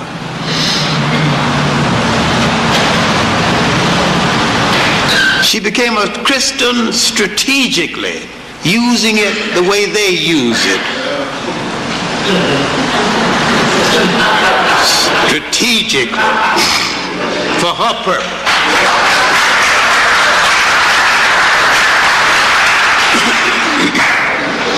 Went to Portugal for a treaty, saw people hungry. She said, you people don't live on Christianity. What are these people doing hungry? What kind of Christians are you? We wouldn't permit this in our country. She peeped their card. She knew they were liars. Then she put one against the other. She bought guns from the Portuguese and bought guns from the Dutch and then some from the Finns. She manipulated them. Finally, they tried to force her into a battle. She wasn't ready for it. And again, they killed her sister and threw the mangled body of her sister at the palace door. Near the end of her life, she was forced to fight a battle that she didn't want. It ended up being neither victory or defeat. But this woman kept the Portuguese from the hinterlands of Angola for most of her life and kept the slave trade from spreading into Angola. The last of the great monumental female warriors of this part of Africa. And yet, forgotten in history. But they know her. They know they met a warrior. J. Rogers did a pretty good biography of her, but the best biography of her is written, was in French and it hadn't been translated, written by the young writer from Guinea, a personal friend of mine, Abraham Baby KK. But we need to, I did a long article on her in Essence about 5-6 years ago. No, about 10 years ago now, 75. That's 12 years. Oh God, things go fast. But now, in Southern Africa, the Dutch East India Company needed a filling station. And that filling station was really found by, they needed a filling station for those stopping en route to India. The French Huguenots had been there before. Others had been there before, but that was the reason Southern Africa was found. And there were some dissident people in Holland, Calvinists, You have to understand the Calvinists were religious dissidents and who think that God ordained them to look over the lesser breeds, and they declared that Africans are lesser breeds. And many of the Jews who had been in Spain helped to establish the Dutch East India Company and owned stock in the Dutch East India Company. After the Portuguese were driven out of the Congo and were forced partly out of Angola, they came around to establish themselves in what is now Zimbabwe and Mozambique. Then they met the Arab slave trade moving down from the north, and they established a partnership with the Omani Arabs, and they sold a lot of the slaves that went to Brazil were sold to the Portuguese by the Arabs. If you saw that fourth segment of the Africans when Al-Mazrui rationalized the Arab slave trade, he said there's only 2 million in the Arabian Peninsula, and kept asking, where did these slaves go? He wouldn't dare ask that stupid question to somebody who knows the history. Many of these slaves went to India, some even went to China, but a lot of them were sold to the Portuguese and went to the New World. A lot of them are in Brazil today because the Arab slave trade went into the millions, and it's now just 2 million. And if you read UNESCO documents too, you will see some good statistics on the Arab slave trade. But the brothers who belong to the faith still hadn't been willing to do this because they haven't been willing to deal in depth with the Arab slave trade. But the coming of the Europeans to East Africa was met with the Portuguese developed not only a slave trade in East Africa, but into a partnership with the Arab slave trade. Now let's deal with North Africa, because we want to deal with the coming of the Europeans to the total of Africa. In North Africa, then part of the Ottoman Empire of the Turks, the Europeans, the Turks were Europeans, but then the Turks were challenged by the French and the English. When the Turks were challenged by the French and the English, you see a new kind of colonialism being overlaid by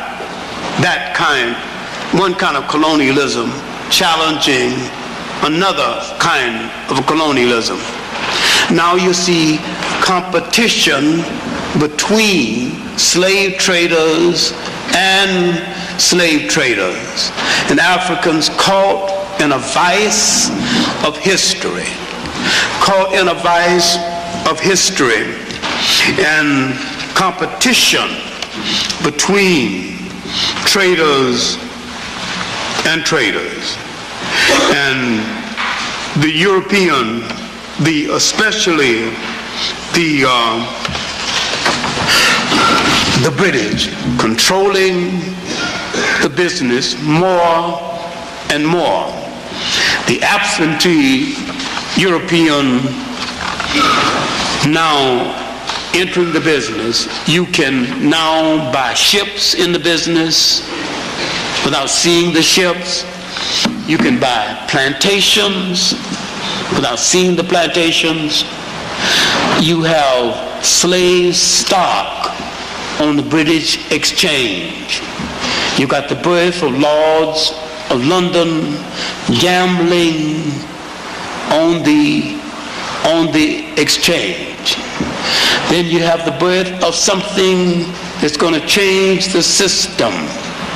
You have the U.S. that began to make a faster ship. And the U.S. that had been buying slaves from England and partly from the Portuguese, the U.S. is now making its own ships and sending its ships directly to Africa. Now a competitor, and a ruthless competitor, has entered the slave trade.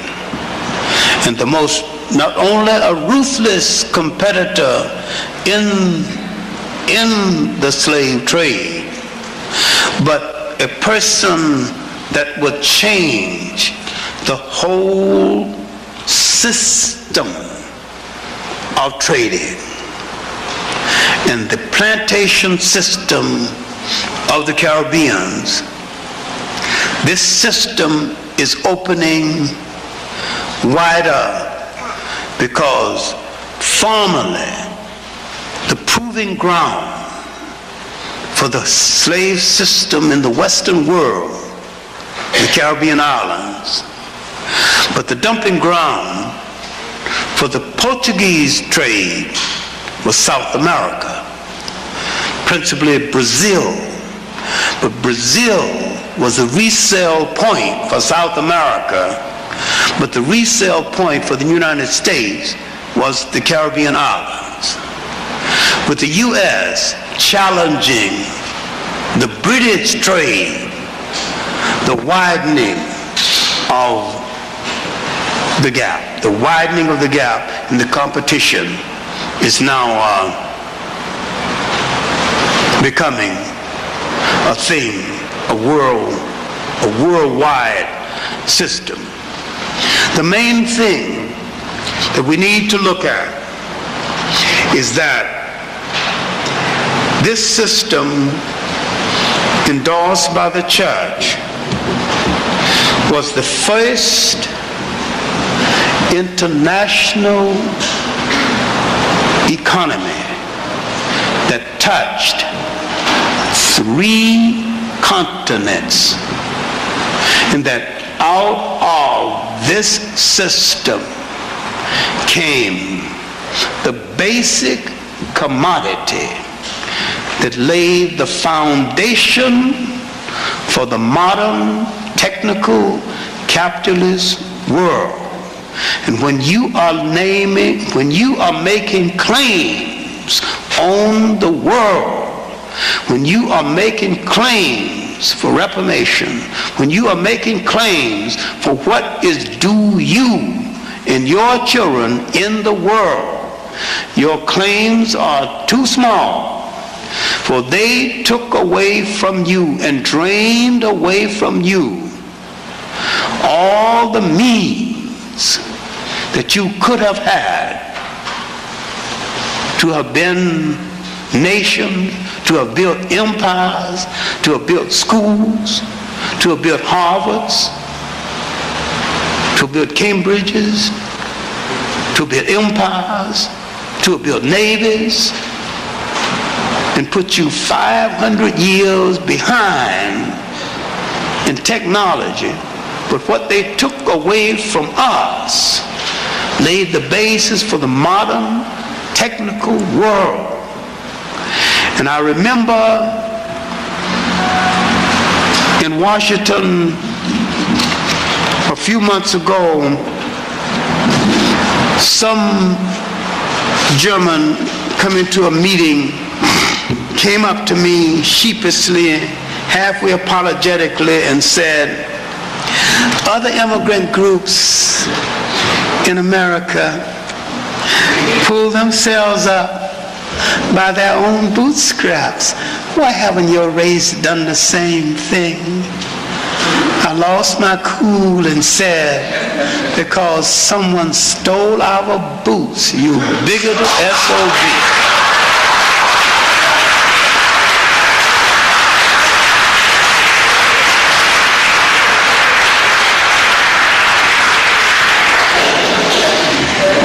Now, when you look at the economy, when you look at the skyscrapers, when you look at all the diamonds people have, when you look at people flaunting Rolls Royces. You look at the economy of the Western world, except for the slave trade, it might be there in some form, but it would not be there quite that way, except for what they took from us. And you have to say that it belonged to me once in some way. Our mission for our children is going to have to be to get it all back.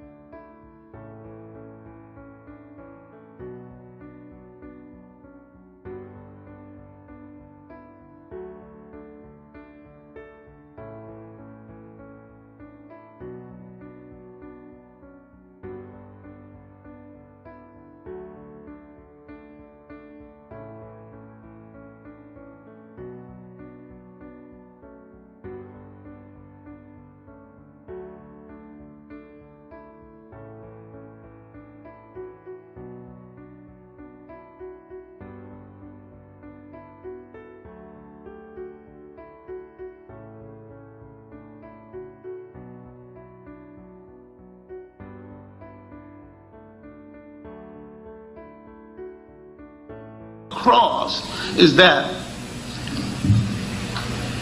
in the 8th century to the 12th century, so the intellectual emergence of Europe, at a time Egypt was in its 23rd dynasty and dying after nearly 10,000 years of some forms of organized society. Europe intellectually was just being born. And I further maintain that Europe in general had nothing to do with the creation of Rome and Greece, and yet the challenge of Rome and Greece created Europe, because they were scattered tribes, and the challenge of Rome and Greece brought them together, and they became a people strong enough to create a state. If anybody got any information to the contrary, state the information to the contrary. I maintain that there was no Europe. You're giving Europe credit for things that happened before the first European war. A shoe or lived in a house that had a window. And I'm saying that you have not read, not just Massey, Joe Massey, and his European disciple, Churchward, Signs and Symbols of Primordial Man, the origins of religions, and his extensive work on Freemasonry. You've not read the American disciple of Massey, Alvin Boyd Kuhn, is who is this King of Glory, one of the best written books on the Christ story, when he proves that the basis of European spirituality was taken directly from Africa. Professor Rogers, would you like to follow on your question? No one is actually maintaining that literary Greek culture pre-existed any number of Near Eastern cultures. Again, I find it a bit curious that... I accept Egypt is physically a part of Africa, created by the Africans from the south. Even if I concede or admit or agree with you that Egypt is part of Africa, what I'm about to say, my point was going to be that the most recent scholarship about the genesis of those two oral epics, the Iliad and the Odyssey, points in fact in another direction to influence, and that is in fact the Hittite Empire, whose documents we can read very easily, and there may well be independent confirmation of the historicity of some form of a Trojan War in those documents. And so what I'm really asking is, why is it that we're just really looking in one direction when we're talking about the origins of Greek civilization? When Alexander entered Egypt, he wrote home to his mother and said that he at last reached the land where the Greek gods began, Apollo and Zeus. And he wanted to consult one of the great African teachers of oracles. And the oracle asked, how old is this man? He said, 32. They said, in 20 years, maybe he'll be wise enough to ask me a question that I care to answer.